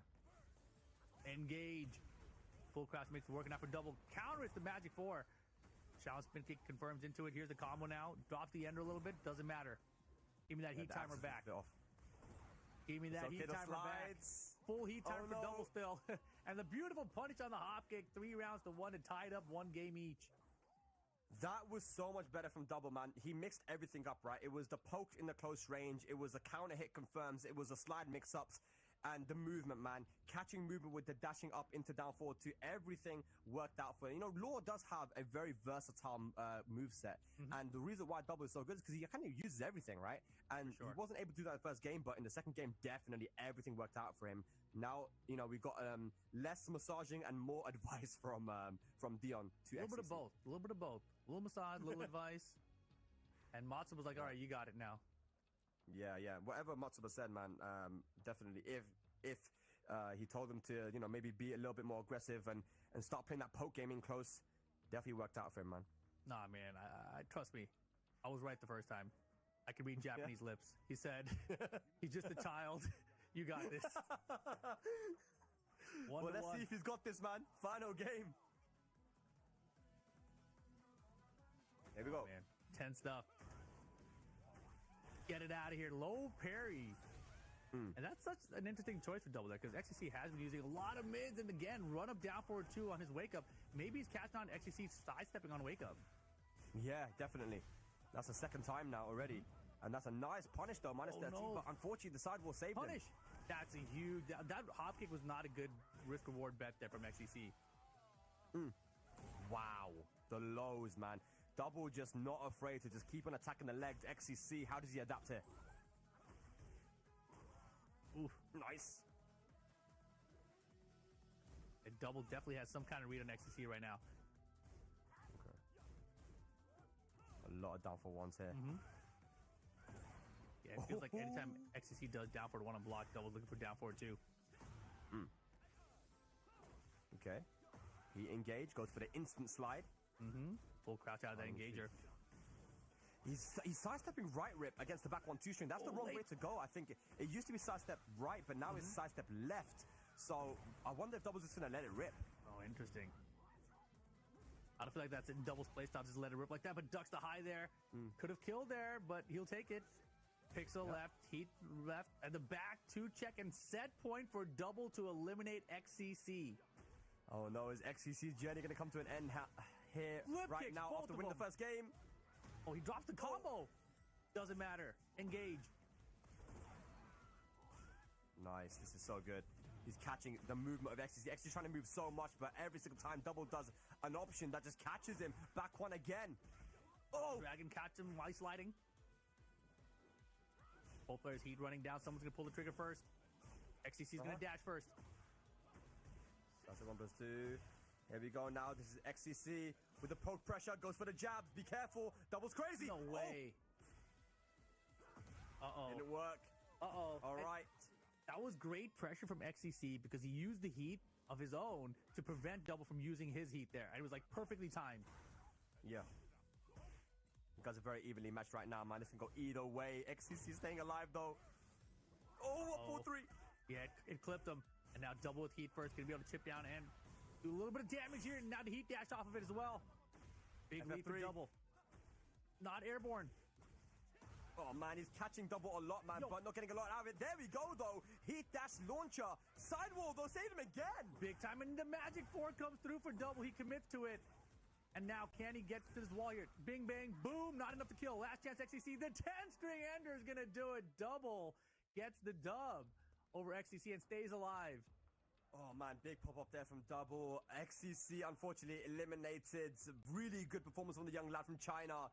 But his run comes to an end. Double still with an opportunity. Again, qualified last year, I believe, from the mix-up 2024. He won that master event there, qualified for the EWC and got top 4. But we must move on, guys. The action doesn't stop here for the LCQ. We got Mohsin Shooter now versus Malik Ash. Ooh, boy. The classic flowchart, man. It's the handshake into the hug into the handshake again. And it looks like Malik Ash actually took that one, right? I think Mohsin Shooter just won. No, Mohsin Shooter won it. Nice. Okay, cool. So Mohsin Shooter progresses on into the top 8. What a competitor, man. I saw that last time I saw him was actually in Malaysia. He won a tournament out in Malaysia when I was there too. Plays multiple characters, plays Lee. Look at his crowd, man. Yo, Tekken Master up there with Saint. I see you. Oh, okay. Tekken Master already qualified as well. Very, very cool. Guys are enjoying themselves right now, man. But trying to have a look at the bracket at the moment. Yeah, so Mohsin Shooter took out Malik Ash 2-0. Numan 2-0 over Sephi Black, which means that Mohsin Shooter Numan will have to play That means one of them is guaranteed into that top 4. Only one of them guaranteed. So a Pakistani is guaranteed to be making it into that top 4 now. Congratulations, Pakistan, man. You're getting on your poison. I just realized it will not be for Pakistan qualifying. It's impossible.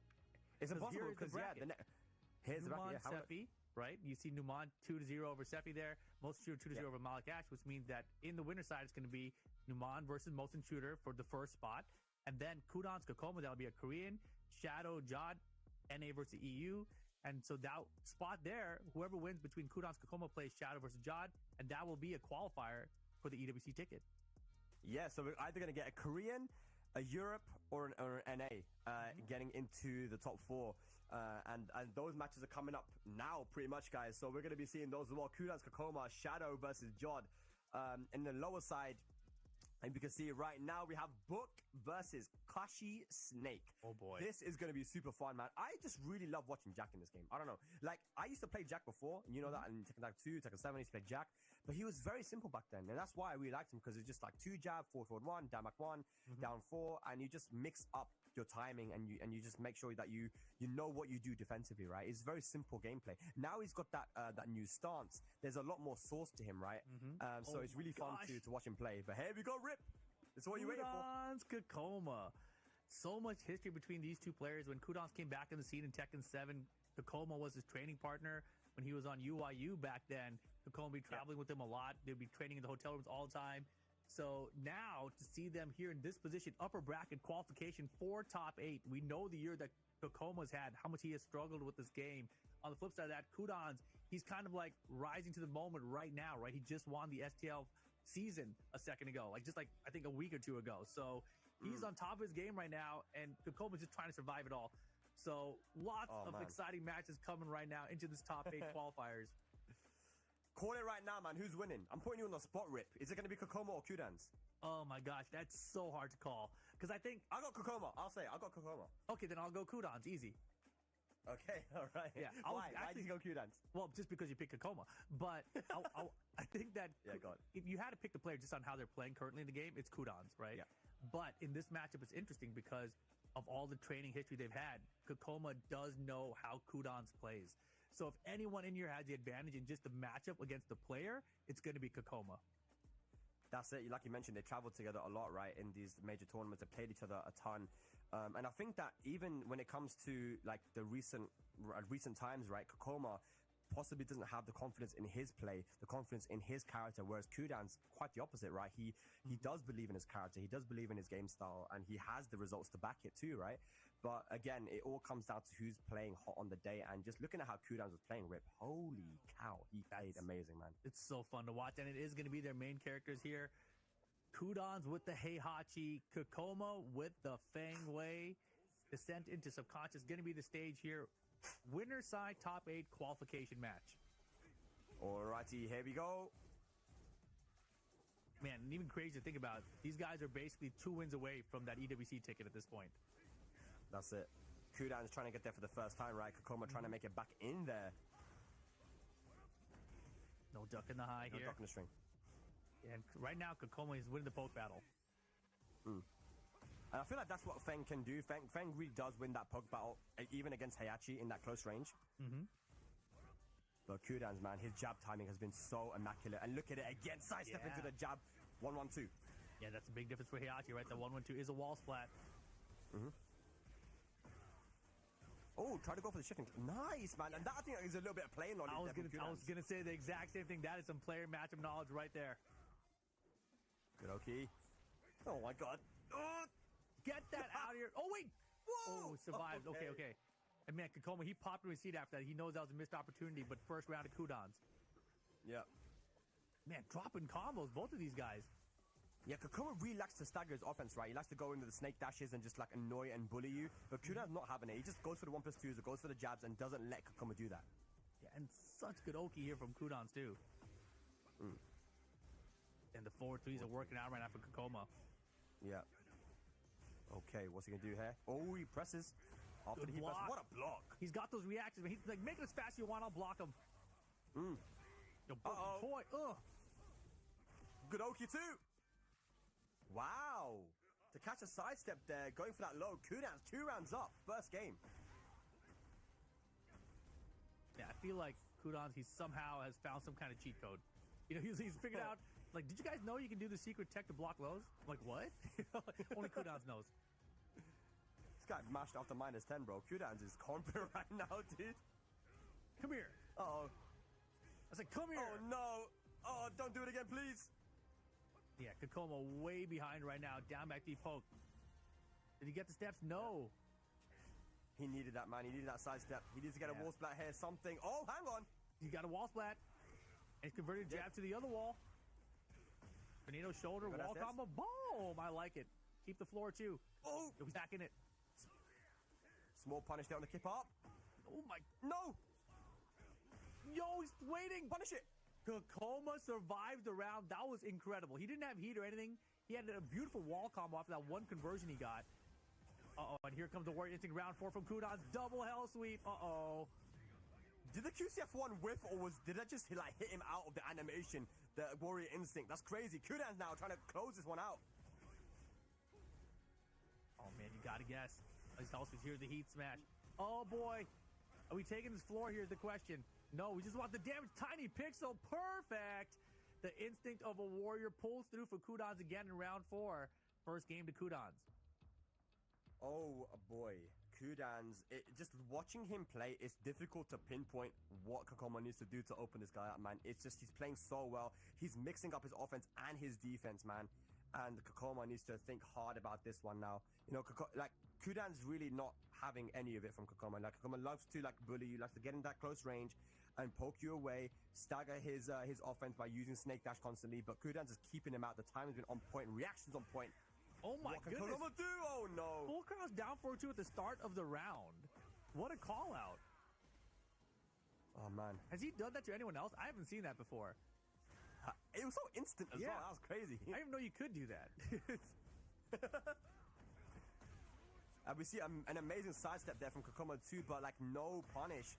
His punishment's been looking a little bit bad as well, but Kudans with a counter hit back 4. This is what I'm saying, man. This Kudans right now, this is the best I've seen him since those first years of Tekken 7. Yeah.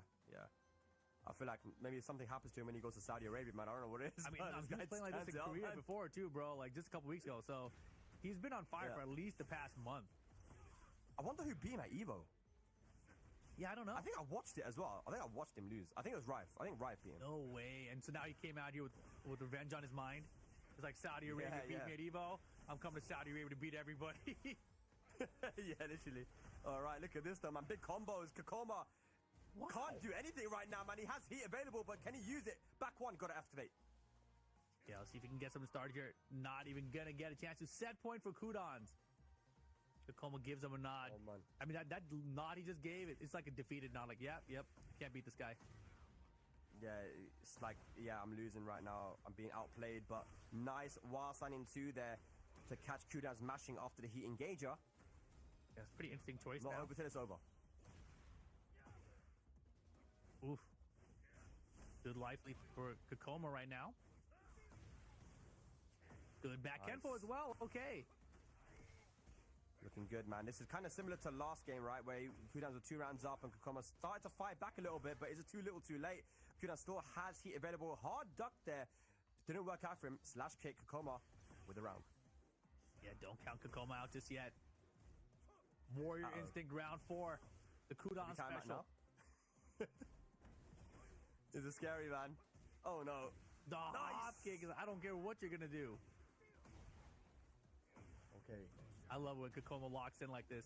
He gets the game lean and he just starts doing everything right. Mm-hmm. Good What? step, Oh, my electric. goodness. The sidestep was immaculate. Kudans, Hey. all the gray is gone as well. He has Hey. Warrior Instinct. Oh, it's over. See you later. Kakoma to the lower bracket. Kudans moving into upper bracket top 8. 1 match away for Kudans from qualifying for EWC.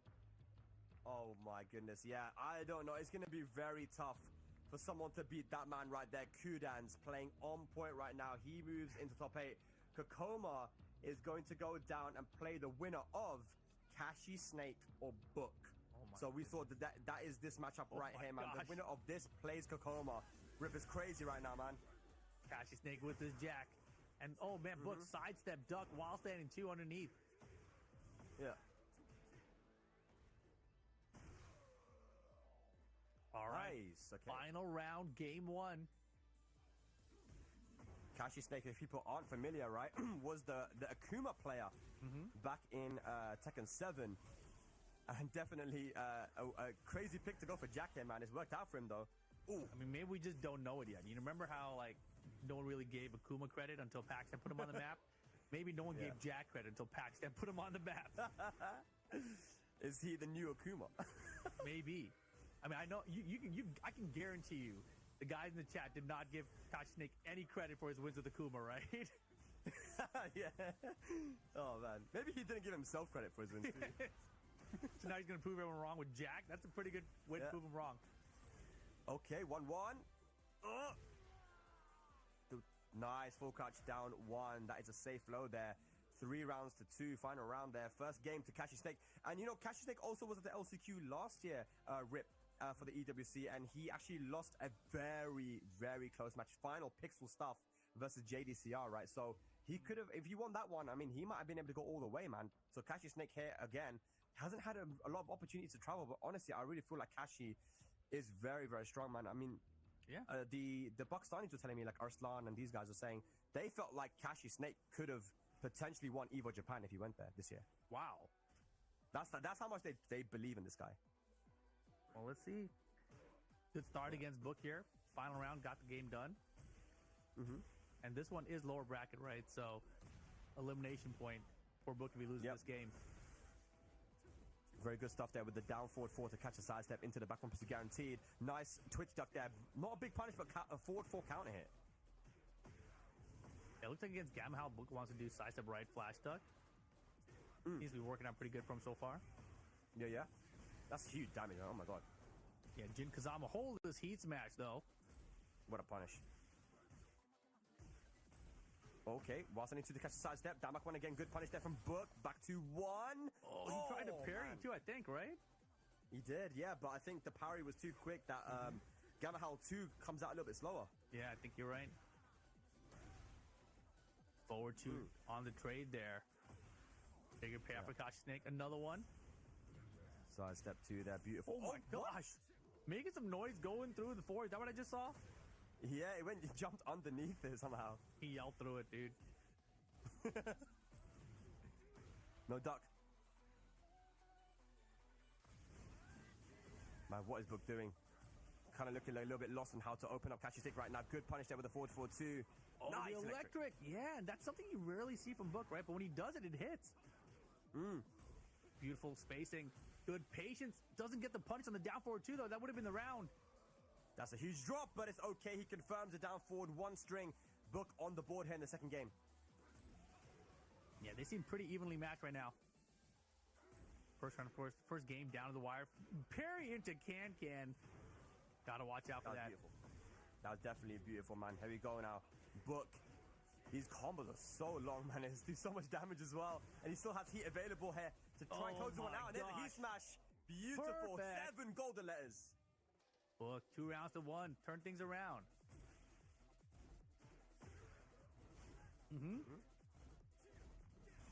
Book's defense, man. This is exactly what you said, though, right, Rip? Like, Book will seem to lose the first game and then just bring it back. Yeah, I've seen it from him, throughout the years. And the hop kick perfectly placed there. And he has a very patient playstyle, right? We said that maybe he looked a little lost before, but it's actually just him being extremely patient, like forcing his opponent to act. Yeah. Okay. Counter throw. Doesn't get the block. Very difficult. Keeping that pressure on now. Did he press? I don't think so. No, can't. Oh, hop kick? Okay, tornado. Yep. It's enough damage. He's in there. Book ties it up 1 game each. And this is exactly what you said, right? Book is generally a patient player, and that patience comes out at the right time, right? And then that situation, the rage art came out, Book was ready for it, man. Staying calm. And once again, man, just, losing the first game, but then bringing it back. Only an experienced professional can do that, man. And I think that was Osama. That is Osama giving a little bit of advice there to Kashi Snake. Yeah, final game, secluded training ground, going to be the stage for it. Yeah. But yeah, you know, his style that he's playing against Kashi here is very Tekken 7 style, right? He's giving him space, he's waiting, and he's either trying to keep out with like the hop kick or he's countering with electrics. And that was kind of the game plan there towards the end of game 2. You remember CEO Grand Finals in Tekken 7, Book versus Anakin, and it was on this stage too. Where it was like the, down to the wire. Yeah, he's got a lot of Jack experience, man. Okay. And I feel like the Jack weaknesses back in that game in Tekken 7 are kind of similar in this game too, right? Where if you're in his face and you're poking away, because of his slower moves, it can be quite difficult. Look at this pressure here from Book, right? But again, Kashi Snake does a really good job in, you know, shutting down that pressure. Yeah, and he caught him airborne there, so a little bit less damage. And a lot of Book's health here is all recoverable. You can see it. Oh my god. Yeah, that did a grip more damage though. There's still a chance your Book can spend that heat. Now he's got the wall pressure himself, jumping out of there. I mean, I don't got a hop kick, but I'll do this elbow instead. Planting some seeds. First round, Kashi Snake. Man, he just knew the low was coming and just used up forward 2, guaranteed throw, and then planting the seeds. Beautiful, nice. That was a huge whiff from Book. Yeah, that was a huge whiff, but also Kashi Snake on top of it, right? Ready to punch that Jack down for 2. That's really what you want to see when you're a Jack player. Yeah. Wrong punish. Get off. No, the throw. Whoa! What happened there, man? That was crazy. Good stuff from Book. He was in the bubble, dude. He was in the bubble and went for the throw. No duck. Wow. Aye. Wow. He's like, he ducked one high. Let me talk to 2-4. Just see if he'll duck the other one. He didn't duck the other one. Those are the online steps. Those are the blue rank setups, man. Sometimes you got to bring them out, man. Nice. Have you got Kashi Snake? Oh, he's got setups. All right. Oh, nice. Everything's hitting. Set point for Kashi Snake to eliminate Book. Oh, man, is Book going to be eliminated here? It's so sad. I don't want any of these guys to lose, man. But look at the poking from Kashi. That part of the bracket, man. People got to go home. Oh, guard break. He still has heat, too. No punish. Heat dash. Book, what can you do now? Good block and punish. He's still in this. Heat dash. Not the demon pod. Down for 1 for the check. Punish it. Nice. Okay. Wow, what a flash duck. Yeah. Small life lead here for Book, but it's a fragile life lead. Down back 1. Yeah, Book's hanging on to his tournament life lead. 2-1 just barely kept him in it. Throw broken. Duck, Defense no duck. right now from Book. Oh, the charge back 2, 12 seconds. Spring kick's not enough to kill. What was that? Kashi Snake eliminates Book, and he will move into the next round where he goes up against Kokoma for a top 8 qualifier. You can see how much that meant to him, right? That he was able to beat Book there, but it's not over yet, man. Like, you can have a little moment of happiness there, right? You got to take your little dubs, but there's still the big dub waiting for you, right? And that to get to that top 4, so you got to take out Kokoma, lock in. Oh my God, talk about locking in, Rip. Oh yeah, North America versus EU incoming. And draw up 2 rounds to 0. Oh man, I don't like that. I like that a lot. Winner of this gets kudos to see who makes that EWC spot. Shadow in big trouble. Here's the Zafina. Get the down for 2 though. Beautiful punish there.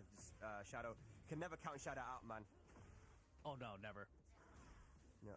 Yeah, but Jod has had a crazy good run today as well. Yeah. Okay, heat on both sides. Shadows will be able to use it. Down forward 1-4, beautiful. Okay, step on it. Into the heat dash. Man, see, we just needed to turn a stream on. That's all that was missing. See, Shadow, he didn't have anyone cheering for him yet. Now we got it. Don't worry.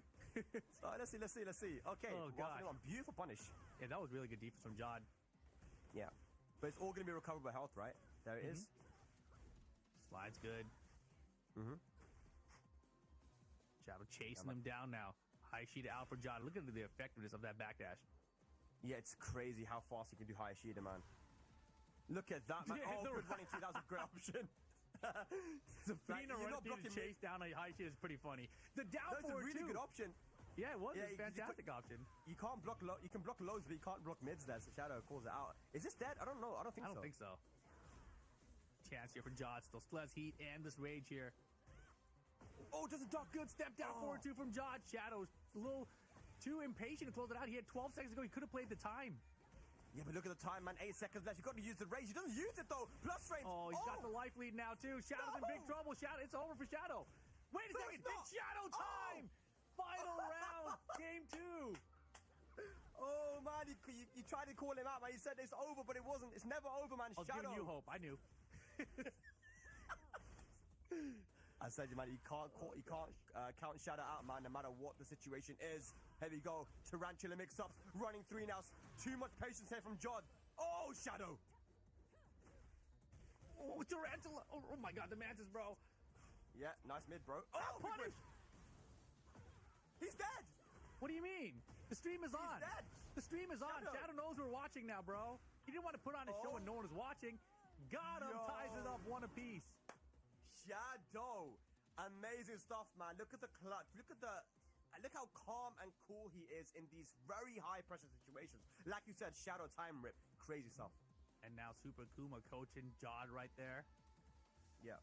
Shadow's like, yeah, Ooh. I know the stream's on me now. 1 game up, 2 rounds up, and in those rounds, I feel like most of them he was actually in the lead. But this happens quite often, man, where you're in the lead so heavily, right, that you just start to become a little bit too passive. I feel like Jod was just blocking way too much there. Wasn't trying to sidestep too much. Took a lot of plus frames and ended up losing it, man. Look at this, Qasim Mir versus the bear happening as well. When I watched that Jod match, right, from the moment we started watching at least, we saw a lot of Hayashida out of Jod. We saw the running 3 from Zafina. And yeah, okay, it's a good option against Hayashida, but it sucks against sidestep, right? And Jod was just so committed to the Hayashida that he really didn't go back to the sidestep. Well, it kind of shuts down running 1+2, which is a high homing move, right? But again, Shadow realized Jod's playing defensive here. He doesn't want to really engage, so I'm just going to go in and play really aggressive, go in with a Tarantula stance, go in with Scarecrow, and just apply a lot of plus frames. But now Jod has got to turn it up, man. There's no more being passive. Oh, man, the blockable shoulder finding its way through. Yep. Hey. Good. Beautiful Oh, wow. reverse Ivory cutter for the whiff punish. Bam, bam. Good stuff. Wait. Oh, my gosh, that was so close to being countered. Wipe the floor. Yep. Gotta be careful, though, because Zafina does have a 12-frame heat smash. Oh, nice confirm. Uh-oh. Uh-oh. He's threatening. No, interrupt. Both of them. Don't pull the trigger on heat. Down for the ones all day. And the rage is going to work. With the tiny pixel, I think that's going to be enough. Shadow stealing the round back. That is crazy, man. Again, Jod was very aware that this rage art was there, right? Down forward 1 cancel, down for 1 cancel. Waiting for the opportunity for him to use that rage art, but then Shadow at the right time, man. Yeah, good call for Shadow now. Has a small lead in the set. Doesn't commit to the 1+2 string. That would have been a full launch there for Shadow. Down hit, guaranteed. Oh, lows. Good. Wow, great block from Shadow. Oh, presses.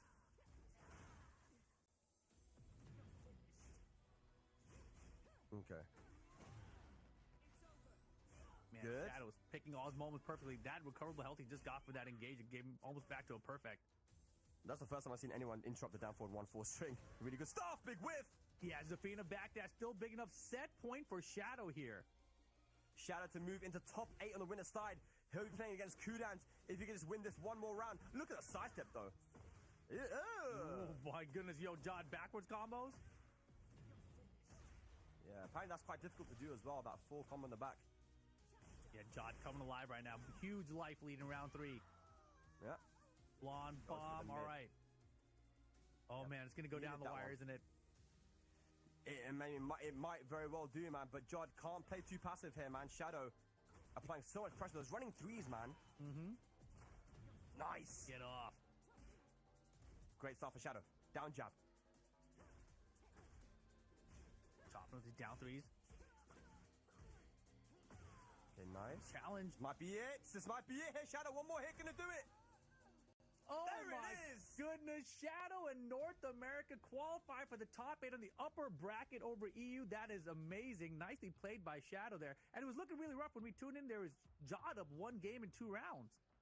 And that's what I said, man. You can never count Shadow out because his adaptation is really, really good. And I've seen it all throughout the season, man. And I feel like this is something that you mentioned yesterday, right? That Shadow always manages to get into those top 8s, man, those top 16s, those top 8s. But that's where the real test begins for him, right? Jod still has some work to do now. He's going to have to go up against double. Double. Oh my to gosh. try and get into top 8. That's a crazy matchup there, man. Talk about crazy matchups, though. Qasim versus Zubair now. We're going to be looking into this one. It's another Zafina. Another Zafina to play. That's pretty wild. Zubair and Qasim, and looks like the score is 0-0 here. Zubair's been a lot of fun to watch today. Oh my gosh. Oh, God. I love it. That's a true Paul Phoenix player right there. He stopped my death fist. I'm going to do another one. Oh, forward 1+2. And he's got rage available as well. That might be very close to dead. That's probably dead. Yeah. Yeah, I think so. Yeah, that should be dead. I feel like, yeah, Rage always does like a base, I think 20 damage. So even with a lot of health. Base what now? hang on. Gotcha. Yeah, tell me more, Spag. I said 20 damage, but I didn't know if it was going to kill. But nice. One pixel, back 1+2, Qasim with the first game. You know what's crazy is that these two players, when we actually sent someone to Battle Arena Melbourne, right, to BAM. We sent Qasim in the end, but it was actually between these two. We're like, wow, which one should we send? And now they're playing each other here for top 16. It's really cool. He's letting you know It's for next because of time. the It should have been me. Winner of this plays against Malik Ash as well, man. There's a lot of Pakistani. So so there is going to be a Pakistani guaranteed in the lower side as well for top 8 because the winner of this plays Malik Ash. Okay. So a lot on the line here. Yeah, Descent is subconscious now. More Phoenix action. We always love that, man. Yeah, you know, he was really abusing the deep dive earlier, and I'm not really seeing a lot of that this time around against Safina. Yeah, I wonder why. Maybe he's, again, scared of moves like that, right? The 1+2 counter hit launcher. You got to be very careful trying to approach Safina. It's a very different pace from his Paul for sure. And I'm curious, like, if that's the case, like, if he should be using his Dragunov instead. Yeah, I don't know. I guess he's played against Qasim quite a lot in the dojos as well, man. That's Maybe true. has more success with the pull. Again, these guys have played each other so many times. Down 4-1-4 though. Down for 4-1 gets the wall splat. Big damage, man. Makes sense. Oh my gosh. Cameraman, hello. I feel like people are respecting that back 1+2 so much because they're still kind of traumatized from how it was when it was added in. It has no tracking now. So even in that situation when it gets blocked, if you sidestep, I'm pretty sure that you'll be able to get around the second one. Yeah, I think people are just like, well, what if he just waits and does another one? You know, like, yeah. it's a good mix-up anyway. Trooper roll. Gonna get a full launch here. This might be dead, man. He's got heat available as well. Oh yeah, should be dead. Oh my god. All is 7 so cool. golden. Big damage, man. We need to see more Paul, man. Yo, we're getting to see him here today. Wall carry. Okay, interesting. Oh, that could have been a death fist. Maybe even a shredder kicks. Here comes the heat dash, this time from Qasim. Pressure, man. Oh, great defense finally. Zubair finds a way that could have out been of a launch, wall. though.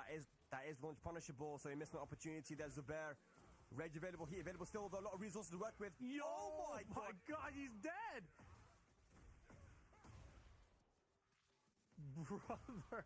2 deep dive lows to get wrecked in the face. Oh my goodness. Heavy This goal. ball is so tight.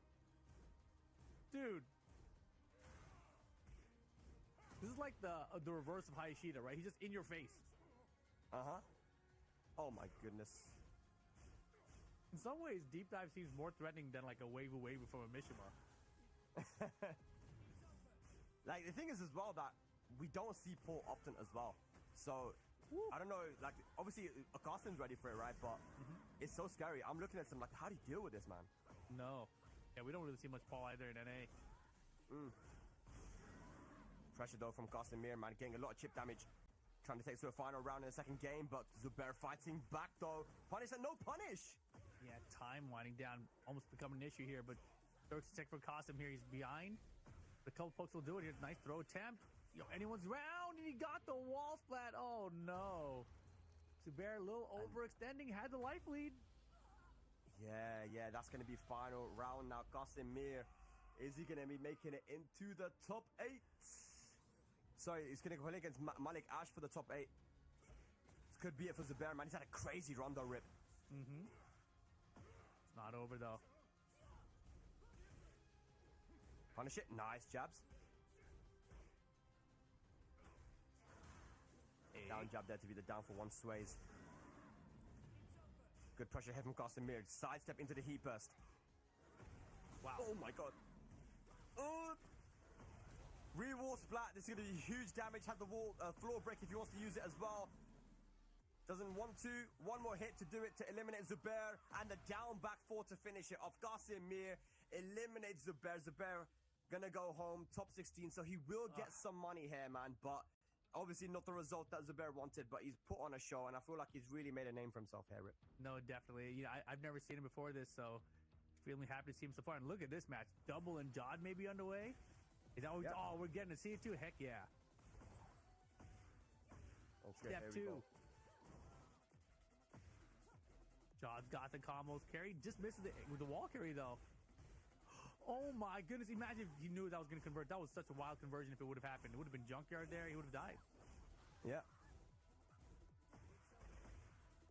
Oh, could have got more there, I think, with that punish. That was a misinput from Double.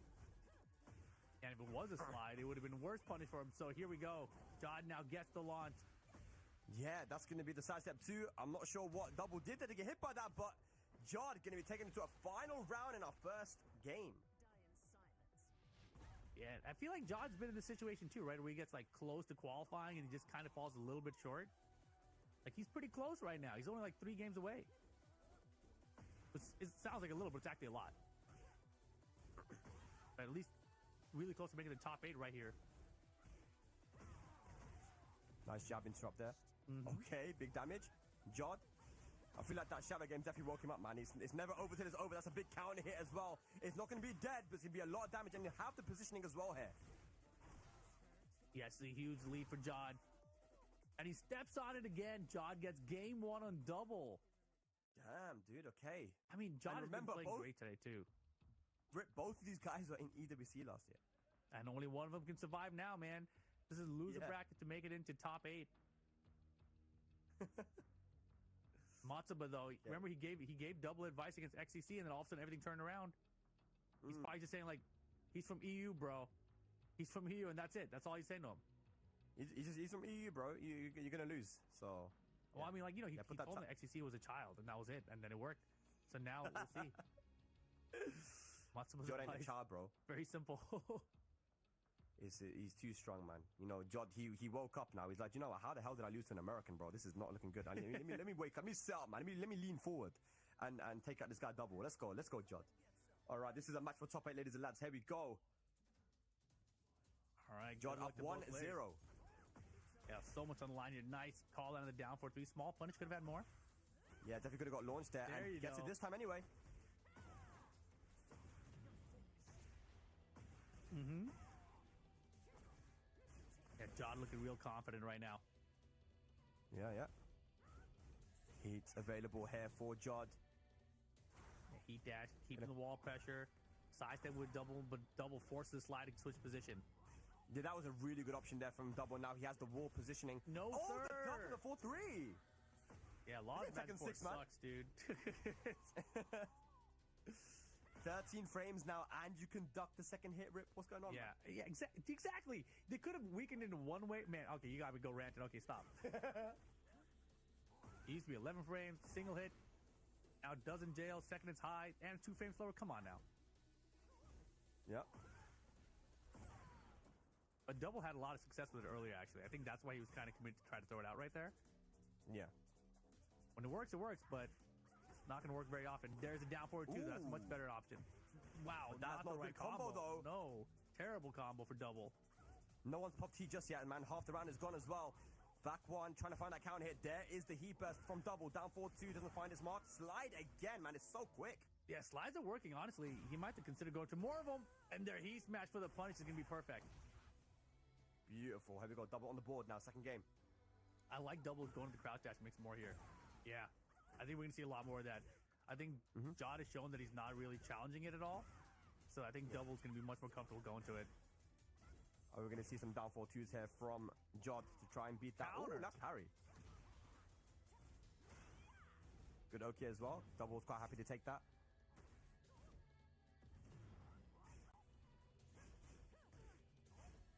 Back to 2. Down jab. Nice. Oh, no. Oh, Nice the duck on yuck the on 1-1. 1-1. Yeah.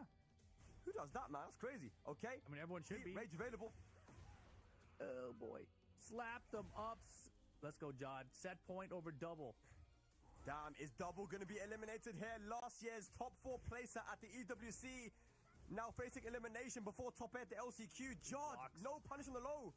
Yeah, I mean, his defense is good, though. Like, and look at the sidewalk to Law's back. Oh, we're going the other way.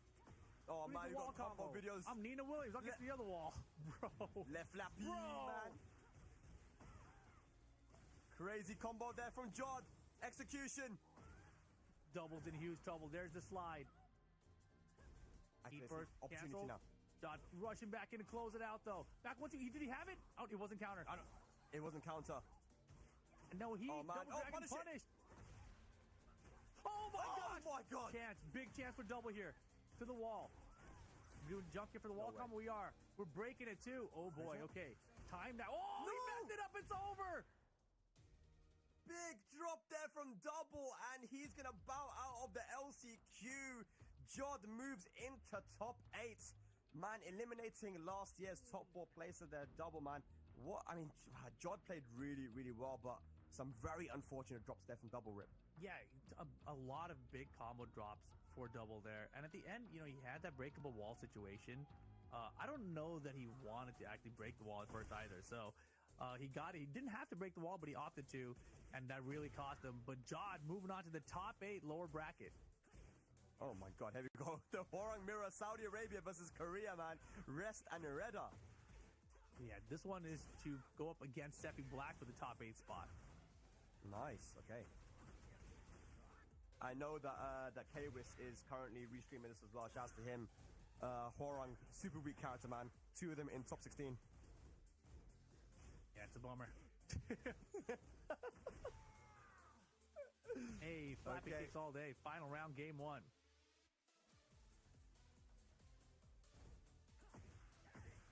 Reda. Lot 4-2, 4-2. Nice. Goes to the back 4 there. 30 from counter hit launcher. To the wall. No. Off for nothing? That was interesting. Great Oki. Okay, Reda now. Can he recover some of his health? Oh, Barry's good. Rest should be able to close it out there for game 1. Although they took off the Crazy, headsets, good is it stuff. coaching time? It's coaching time. Yeah, Rife is straight there, man. Straight in there. Could give some coaching. Shouts to the crowd, man. Look, you guys. Oh, we got a chant going on right now for Reda. He said, let's go Reda. Let's go Reda. See? I told you. Is that what he said? Saudi lips too, yeah. Oh no, he is. Yeah, nice. I think he's the last remaining Saudi player, if I'm not mistaken. Looking at the bracket, I think you're right. Yeah, so last remaining Saudi Arabia player right now, Middle East player. Let's see, man. Are we going to get some Middle East representation in this EWC? Reda is the last hope. And, man, that was final round. I'll tell you what, Rip, though, man. Rest really has leveled it up. You know, from the first year of Tekken 8, I was talking to him at EVO Japan, and he said that he hadn't really found his footing, you know, and with the new Horang. But, man, he really is getting results now. I mean, it's a good time to start getting results, man. Let me tell you. Yeah. Got to get past Reda here. If he can do that, he's got Sephi next, and that match will be for top 8 lower bracket. Oof. Look, the coaching, whatever it was from Rive, it seems to be working. Half life bar in 5 seconds. Yeah. And Rest gets it back in 2. That was crazy. Good duck. And a nice punish as well. Oh, Reda. Hard ducks there. Goes under the highs and gets the 174 for the win. Keeping him out of the air. I like the timing and waking up off the ground there. Oof. Power crush. Yeah, Power Power Crush is so Crush is strong some of as the well. best in the game. It's because it's confirmable. You know, you can go into stance from it as well. You can cancel it. It's so super good, man. Wall carry. A lot of wall carry. Oh, Yeah, look. Oh my goodness. That's still has pretty it good. available. Yeah, You sound like you Oh, played my. against a lot of Horongs. Nice rage art from Retta here, though. That's dead. That's hella dead. He's only got a pixel remaining. The less health you have, the more the rage art does. We're going to be 2 rounds up now for Redder. And you know the crowd is going crazy right now, man. The last remaining Middle East player. Ooh. Down for 2. Perfect timing there. Redder should be able to find the wall here, right? Yeah, he's locked in. He's got the game lead going. Wall's right there. Hey. Down 3-4. Oh, the mix-ups. Oh, power crush. Look at this. Rest getting mixed up right now. Trying to start something, but Redder, another beautiful duck on the jab. Here we go. Bro, what did Rive tell him? He just leveled up his confidence. Oh, Wait, hang my on. God. Oh. The back one Getting gets a- wrecked. Getting a bit too confident though, Rip. Gets a clean wall splat. Rest.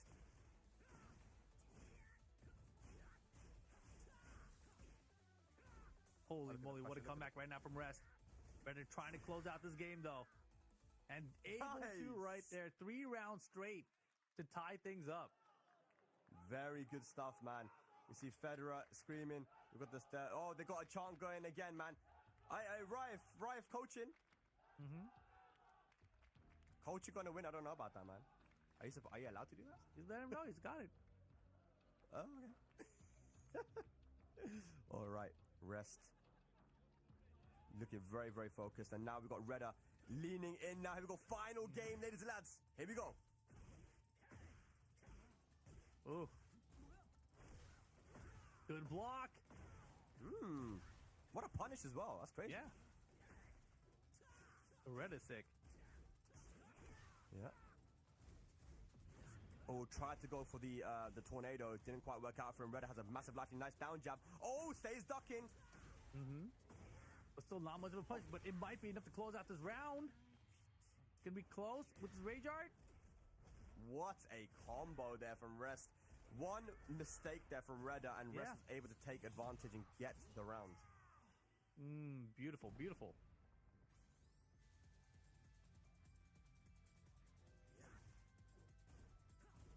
Redder got to put it back together. You can't make any mistakes at this level of the game or this level of the tournament. Okay, heat smash. Oof. Down jab, running 3. Running 3 again, but a nice power crush there from Rest to ease the pressure. Whoa! Yeah, recognize he might try to down jab out of there. Good choice here from Redder, and that should be tying up the round count. I love it, man. The optimization from these combos. There's been a lot of side wall splats on both sides, and both guys are definitely adapting really well. Certainly very evenly matched right now. Yeah. Okay, wavy back 3. Oh, I love Nice to catch a sidestep, man. Redder has arena Rest right now. it. Yeah, he is pushing real hard towards his wall right now. Now Rest again, backed up to the corner. Down jab's gonna do a set point for Red. I can't imagine what the crowd sounds like in there right now. It must be super loud right now, man. Redder versus Rest in the mirror. He's just catching every single sidestep and interrupting at the perfect time. Redder.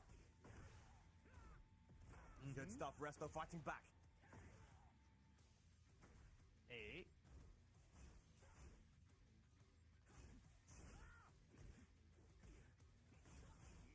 Can you utilize the heat? Are we gonna see the heat smash? This guy's making me want to play right now, bro. Oh my goodness, counter it. Rest Try turn. step 4.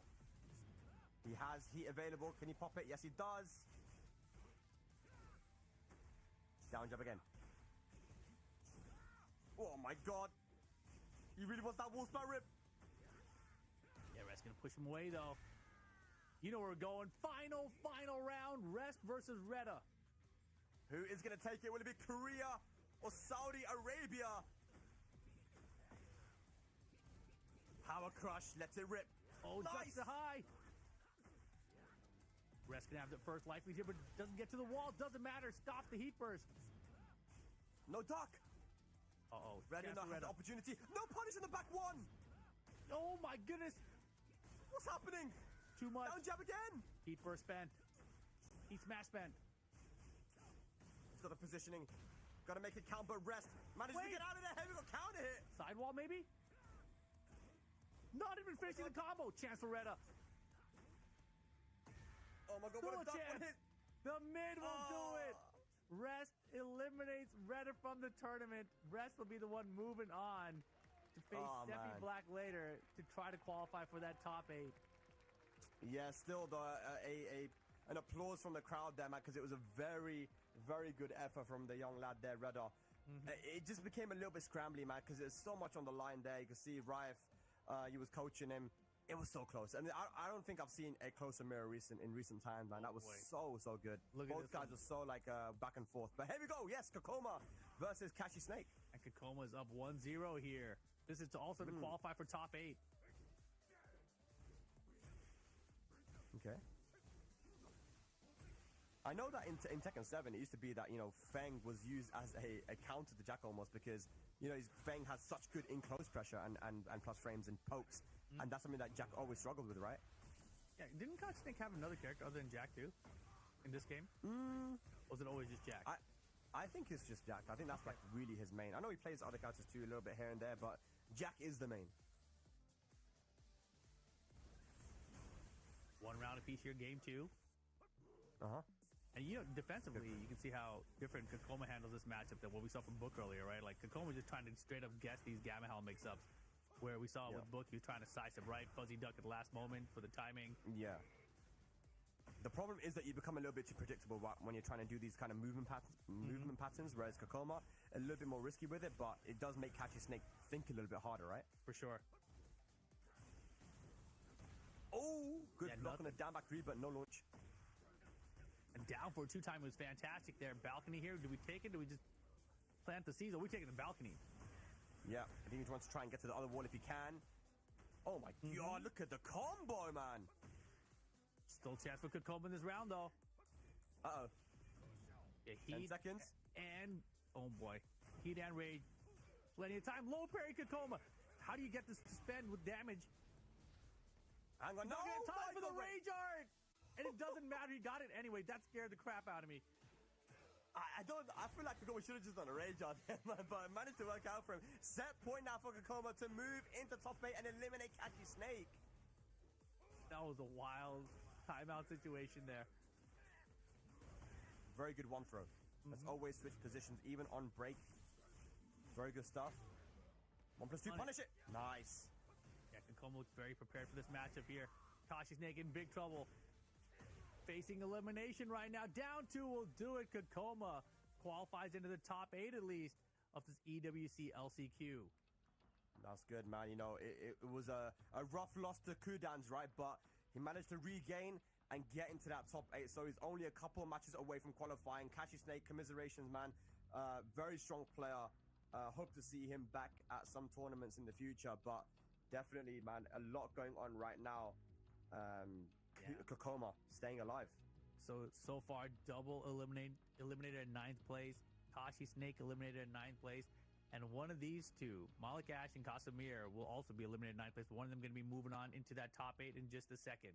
Winding down here, last couple matches of the day. Man, Qasim and Malik have both played super well. You know, it's they only lost to other players that were just playing incredible as well. You know, it could have gone either way, right? When they did lose. So here we go, man. Zafina versus the Leo. Oof. Good check. I wonder if we're going to see the parry from Leo, because I've played this matchup myself. I feel like against the stance mix-up of Zafina, Leo's parry can be pretty sick. Oh really? Okay. But she does have that big Azazel hand, right? Which can beat it. But yeah, Malik Ash, I'm sure he's played this matchup tons of times. Yeah, you called it out earlier how he's such a character specialist with Leo. Yeah. Feels like this would be the matchup to be able to use it. Yeah. Okay, rage available here for Qasim. He's got the install available as well. That's going to be the heat burst. There was a big trade. Oh, the down jab works out there. Wow, her hand wasn't big enough. That's crazy. Punish it. Good. You can always go for a 10-frame interrupt there on that string. Okay. Ooh, wow. What'd you call that earlier? The budget back tempo. Budget back tempo, yeah. Okay. Nice sidewalk on the Scarecrow stance. Beautiful, Malik Ash. Very aware of the situation. Mm-hmm. Pressure now against the wall. Gotta be careful. Yeah. Low doesn't work out in time either. Unbelievable. And the counters for the wall splat. Yo, Malik Ash is looking great. Yeah, Gossam kind of looked behind him like, what the hell was that, dude? I did the option to beat the heat burst, but he ended up getting punished for it. He looked so confused after. I looked at his camera as well. Step was good. Down for 2 would have been better. Yeah.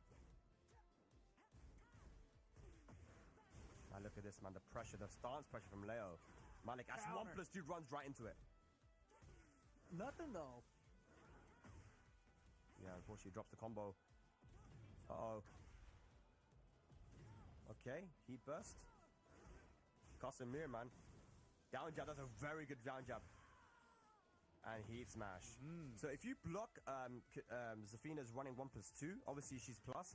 And if you try to go for that big claw from Tarantula, you can 10 frame interrupt it. So that down jab from Malik Ash was really good, just to put Qasim on notice. Got it. Right now, no. Right now, though, budget back Kenpo. Pulling through for Malik again. Oh, try to sidestep, get hit by the low. And that is safe on block, you gotta interrupt. Oh, no sidestep on the heat burst.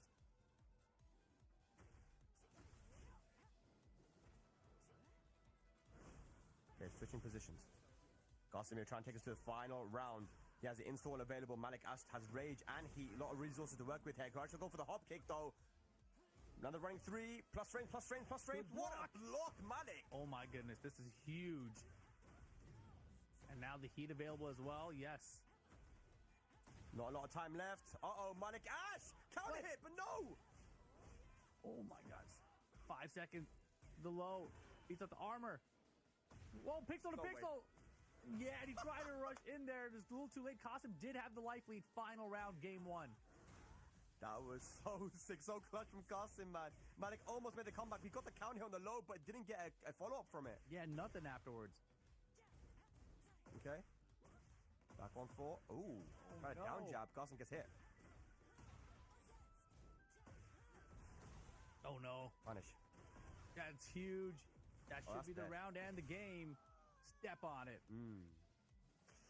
Wow. Qasim dropping that one. Okay, Usama back for the coaching. What can he do here, man? Oh, who's he on the phone? Oh, he's no, he looked like he was on the phone. Yeah, I was like, who's he talking to? But I think he was just talking to Qasim. Did someone coach him? Maybe it was. I mean, Usama was coaching Qasim. I think. Oh, okay. Unless Usama was yelling over Qasim at Malik Ash. Yeah. Okay. Well, here we go. Second game now. Super close between these two, man. I feel like that's what you're gonna get though when you have guys both from the same country that play each other so often. Oh yeah. A couple of drops here and there on both sides, but man, so much on the line. This is for top 8 right now. Qasim, Malik. Okay. And Malik Ash has had really a great run throughout this entire EWC LCQ. Yeah, using a character we don't get to see that often as well, which I think is really, really cool, man. We've seen Zafina's, right? But Leo, we just don't get to see enough. And the character is definitely strong right now. Yeah. Qasim, though, closing out that first round. Man, it's so back and forth. All these rounds very close between the two of them. Definitely, man. Down 3, no block. Goes for the low. Yeah, lows have been working out for Malik, too. Yeah. Okay, trying to go for the block. Third hit. The block mid. Good punish. Oh, man, the block low, dude. So good. Block low, block mid, block. Okay, he's got the install available. Qasim. What's he going to go for? Tries to go for the 1+2. Nice. That's got to be dead right with the right combo. Should be. There it is, yeah. Yep. Qasim was so much more in control this game. He's finding his timing now, right? He's not trying. He's not overextending too much. He's not trying to just do the stance mix-ups like he was before. Just trying to play the patient game and just get the play the keep out, right? You see there with the down forward 1. A big drop from Malik. And take these small risks, and he's willing to take those punches, especially early in the round. Zafina can dish out a lot of chip damage, man. And that's a 1+2. Malik tried to do something after block 2. Yeah, you can't do that, man. You're very minus. And Qasim, he recognized it. Here's the floor blast for the extension on the combo. Yeah. Alrighty, here we go. Trying to sidestep, gets clipped. Down jab again. Oh, power crush. Got him. And that should be it. Yeah. Yeah, 3 quick Beautiful rounds. sidestep. You know, you play Zafina, right? So, yeah. like, what do you think about this character in the meta right now? Like, how high or low on the tier list is she?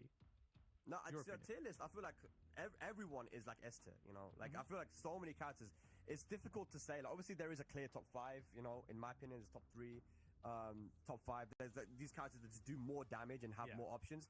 But Zafina right now is not bad at all. We've seen the way that Shadow's been able to play, even Qasim here. If you're able to just, you know, assert these plus frames, she has a lot of plus frame moves, right? There's one of them. You have the Mantis down forward 1, you got running 1+2, you got running 3, you got forward 4-3. All of these moves that give up plus frames, like you see there, right? And it forces you into a mix-up situation. And she also has crazy power crushes from these stances too, as Qasim is beautifully shown, and that's why he won that first round.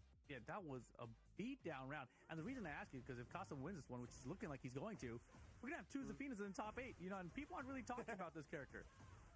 Yeah, it's true, man. I think, you know, I don't know if there's been a lot of people saying that Zafina's weak, though. You know, No, I think... Sure. I think it was, though, when Season 2 got launched, right? When Season 2 got launched, she had that back 1+2 move, and then people were like, oh, she's weak, but only because she got changed a lot. A down 3 didn't count at launch anymore, forward 4 didn't knock down anymore, or wall splat, but she had other things that she was given. That's one of the things, right? Just having a faster version of the Mantis down forward 1.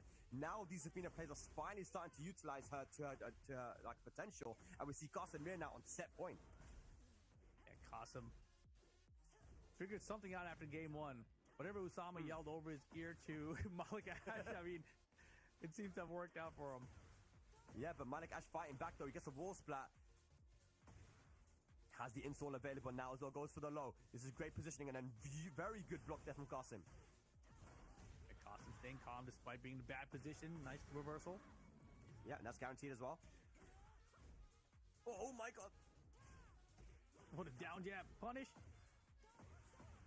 What a block and full punish there. Okay, Malik Ash staying alive here. Not over just yet. I mean, if he wins this game, it's going to come back to that block. Oh yeah, that block was crazy, man. Down back to counter. That's also something that was added in recently for Zafina. Yeah, block low, something else he stopped going to. Nice. He's finding a positioning. I like this. Malik Ash is always fighting for position. And Qasim, his back is to the wall. That's why it's so important that his smash does wall splat. Oh my god. Mid. Not enough to kill here. I love the positioning. Just slightly away from the wall just in case he does get hit by something. And the jab sends us to a final round. Qasim versus Malik Ash for the top 8. There was so much blocking there from Qasim. And look at that 1+2 to beat the box stance move from Malik Ash. He should be able to find the wall here, Qasim. Activating that heat. So he has it rolling first here in this game. Can he close out, though? Heat first to respond for Malik Ash here. Tried to go for the heat smash, though. It is a high and got counter hit by Damak 4. But Malik Ash drops the combo. But again, he has the positioning. Qasim in the corner. You got to fight yourself out of there. Here we go now. Boy. One more hit for Qasim. He tried to get airborne. Qasim gonna take it. Qasim moving into top 8 and finally putting a stop to Malik Ash's sick run here at the EWC LCQ. Man, Qasim has just taken out so many people. Again, a shout out to Malik Ash, man. I know he looks very upset, and you would be, man. You were so close to getting into that top 8. But yeah, he played wonderfully. And I think that, you know, anyone watching that could be like, yeah, this guy has impressed me, you know? So Qasim, big smile on his face. But we must move on, ladies and lads. It's the final game of today. And it's Sephi Black versus Rest. And we come in right to Rest, winning the first game. And it's final round as well. Yeah, so close start there. Tetsu coaching Sephi. This is what I like to see, man. The Germans together with the coaching. Yes. Oh, man, Tetsu and Sephi always, you know, coaching each other. These guys used to travel all the time together in Tekken 7, right? And you'd always get Tetsu coaching Sephi, Sephi coaching Tetsu. But the other thing is that Tetsu has a lot of experience against Hwoarang.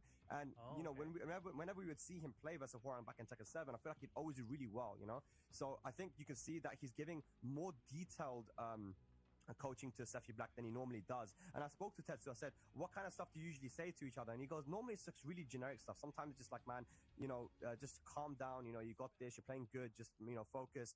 But that would look like it was a lot more specific, Rip. Yeah, for sure. But let's see it now. Game number 2 here. Final set of the day to see who makes it into the EWC LCQ top 8.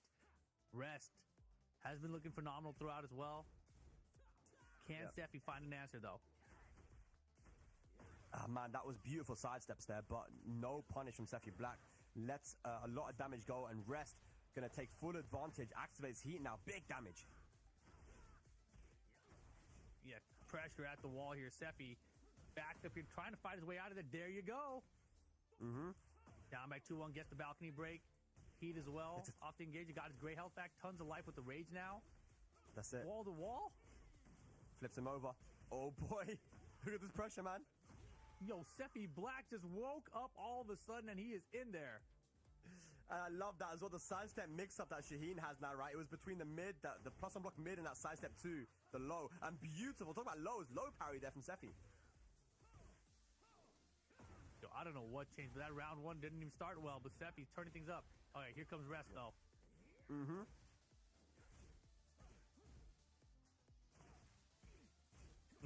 Legs. Really attacking the legs, but nice interrupt there. Try to go for the legs again. Nice jab interrupt. Little break's good here. Steffi, Rage, Heat ready to go. Low's gonna leave him just a bit alive, but that Low just catch him as he tried to backdash away. 1 apiece. Yeah, that round there was just Rest attacking the legs, man. And that is a very good trade for Rest. Back 4 counter hit. Should be able to get the wall as well. 8. Okay. I'm at 2-1. Look at this. All right, Rest with the heat dash. Oh, drops the combo though. Steffi Black has heat available, but man, the high crush. No break. Oh, and just like that, it's set point for Rest now. Is Steffi going to be eliminated here in 9th place? Can he fight back? It's been a good run, but you don't want to go out at 9. Oh, the man, the counter. flappies. It's so good, man. It's so good. Rest going to get a lot of damage here. He has heat available. He has Oki available. Forward, 4-3. Down back 4. Steffi Black. How can he fight back? Oh! What? Where's the punish? I don't know. But still, Rest. Huge life lead. Float conversion with Magic 4 series. Ay. Steffi Black. Sidestep 1+2. Guard break. Guard break. And the heat dash now. Oh boy, chance for Steffi. Oh, nice. Wow. Okay, final round. What Steffi is Black, how did you happening, make that dude? comeback? It's still set point for Rest here. But that unblockable for Horong, so weird. Okay. Oh. Bro, no fighting break. back. All chipped out. Yeah. Slide. No guaranteed hit afterwards, though. Weird What stuff. was that, man? Okay. Very good combo there from Rest. He tried to Oh, stab, man. Rest found him. Steffi's Is this in going to trouble. be it? That is going to be it. Rest eliminates Steffi Black from the LCQ. A big pop-up from him as well as he makes it into the top 8. He knows he's only a couple of games away now from qualifying. Kakoma, Rest, but Steffi Blackman, very good performance. I don't think many people would have expected him to beat the people that he did. He will go home with some money, but still, Rest dream stays alive. Oh boy, man, that was a lot, Rip. That was a lot. That was a but lot. we do now have our top 8. Ladies and lads, we're going to go on a very short break. And when we return, we will be talking a little bit about what we can expect from tomorrow. So guys, be right back.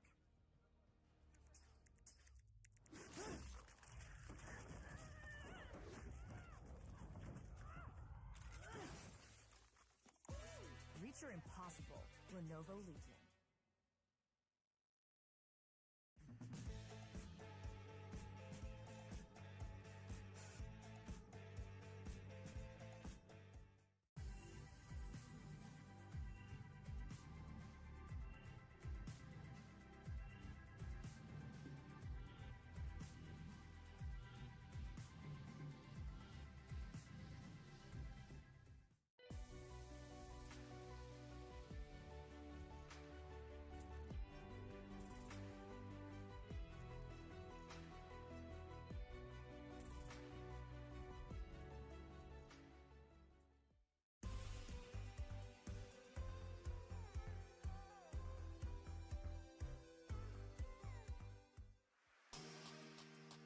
Welcome back, guys. What a day it has been out here. Esports World Cup last chance qualifier, top 64 action.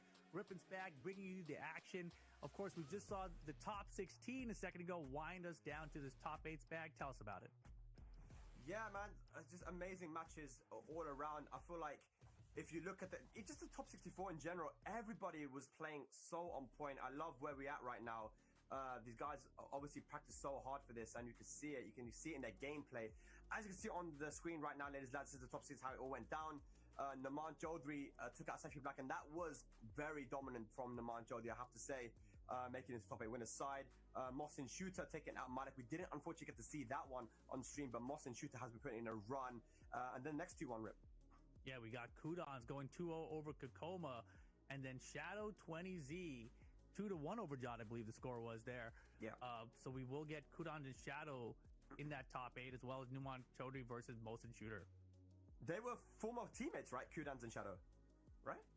On Team Liquid? I think so. Team Liquid, I think so. I think that Kudons and Shadow actually were former teammates as well back in the day. So that's going to be a really fun one to watch. That's an EWC qualifier too, right, Rip? So yes, it is. That's crazy, man.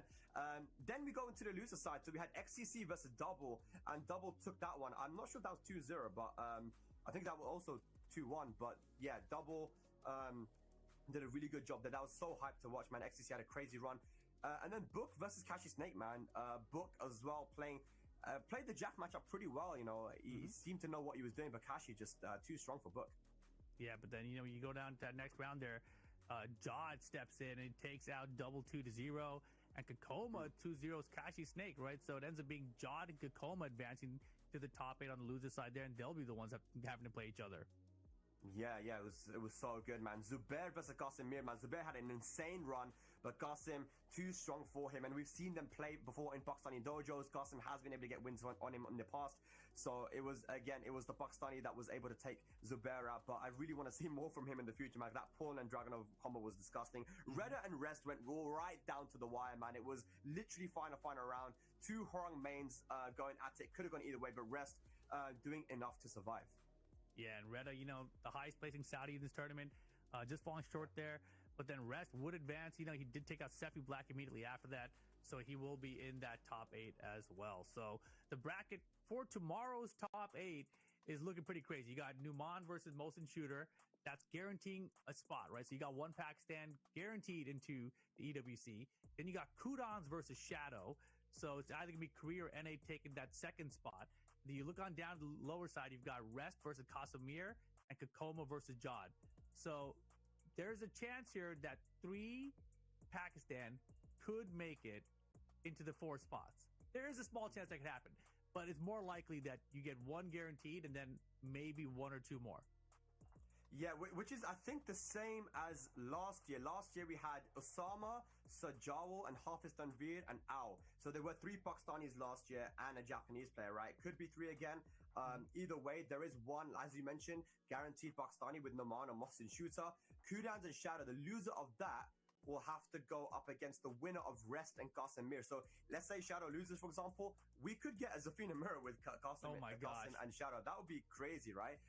But Shadow and Kudans, former teammates, going to be going at it for that spot. And the really good thing about the guys that are in the winner semifinals is that whoever loses is still 1 game away from making it into the Esports World Cup, right? So they have 2 opportunities, which is really, really cool. And looking at the loser side, sorry, go on. Yeah. I was gonna say, it sounds really cool until you're in that position, because you lose the spot. You're like, I just had it, I was right there, and then you got to play again right after that. So it's hard to, you know, maintain composure in those sort of circumstances. But we'll see what happens tomorrow. Oh yeah, for sure, man. And look at the loser side, like I mentioned, Rest and Qasimir, and Kokoma versus Jod. So, man, I have to say, Rip, man, you know, both these guys were actually qualified last year, right, into the Esports World Cup. And one of those guys is not going to be qualified. One of those guys is going to be going home because of that losers round 1 match. But, you know, Kokoma, I've been speaking to him so much over this year, and the stress he's been going through trying to qualify, and he's so close now, Rip. I mean, that's my boy from Europe, man. So, I mean, I don't mind who takes that one, but it's going to just be crazy, dude. No, definitely both of them fan favorites, right? So we'll see what happens, but it's just such a difficult tournament. You know, shout out to all the players. that did make it into that top 24. As you guys know, this was a $50,000 prize pool. So everyone from 24th onward have all been in the money essentially, right? Now that they're in the top 8, even more money available for everybody. But what everyone wants is those top 4 spots. Those are the guys that will be qualified for the EWC tournament itself next week in Saudi Arabia. So a lot of the line is getting really, really close. Tomorrow, I believe we start broadcasting at the exact same time. So come on back for that as well, because these matches are going to be crazy for sure. Absolutely. Can I just ask you very quickly, just your opinion on who you think is going to make it into the winners finals? Winner final. Okay, I'll go. What is characters most in shooter using? It's got to be either Lee or Nina, I think. I feel like yesterday we saw, and he wasn't using the Nina. He had another character we were using. It wasn't Lee though. Clive. He used Clive as a Joker, right? Was yes. It? Yeah. So it's looking like either Steve or Clive, maybe, or Steve or Nina. That's hard to call. I'll go Numan there because he was playing very well today. Kudon Shadow, as much as I want Shadow to win this one and get an NA spot guaranteed, I feel like Kudon's is just playing out of his mind right now. The crazy thing about that match is that they both have that Batman prep time, right? So Kudon's, he gets that time to study up on Shadow's characters. Shadow gets to do the same for Kudon. So it's gonna be a wild one. I feel like it could go either way, but I'm gonna give the edge to Kudon's here, but I feel like Shadow can definitely get it done as well. I think I'm gonna agree with you, man. I feel like Shadow can definitely do it. I wonder, when these guys were on the same team, did they play a lot versus each other? Maybe just practice while they were traveling together. But either way, even if they did, Kudans from last year, it's not the same as the Kudans of this year, right? And and even if they did travel together and practice together, that was probably Kudon's Devil Jin, right? So now you got this Kudon's Heihachi that Shadow probably has much less experience against. Yeah, and you know, the loser side, I don't even want to ask you, man, who's gonna take that one. Like Qasim, Rest, Kokoma, Jod, it could go either way. All I'll say is that there's not a lot of Hwoarang experience in Pakistan, and that's why a lot of people said that maybe Edge should have been in the Pakistan versus Korea exhibition, you know, and a lot of Pakistanis were thinking he was going to be there, right? So if Qasim isn't ready for the Hwoarang, then there could be an issue, right? Not a lot of Hwoarang practice there. Kokoma and Jod, honestly, man, that could go either way. Jod honestly did look really strong, man. He did end up losing to Shadow, but a lot of those rounds he lost, it looked like he was in control until Shadow just made the comeback. He was so clutch, man. And I feel like that's why Shadow's super, super good in tournament. No, yeah, without a doubt. I mean, I completely agree with you here. I didn't know about the Pakistan being weak to Hwoarang thing. I feel like they do just fine against them. So if I'm Rest, I'm not thinking about that at all. I'm just bringing my A game. I'm being as prepared as I can for Zafina because that seems to be Qasim's main character, right? So as long as you do that kind of homework, I think you'll be prepared and capable of, you know, getting a dub here.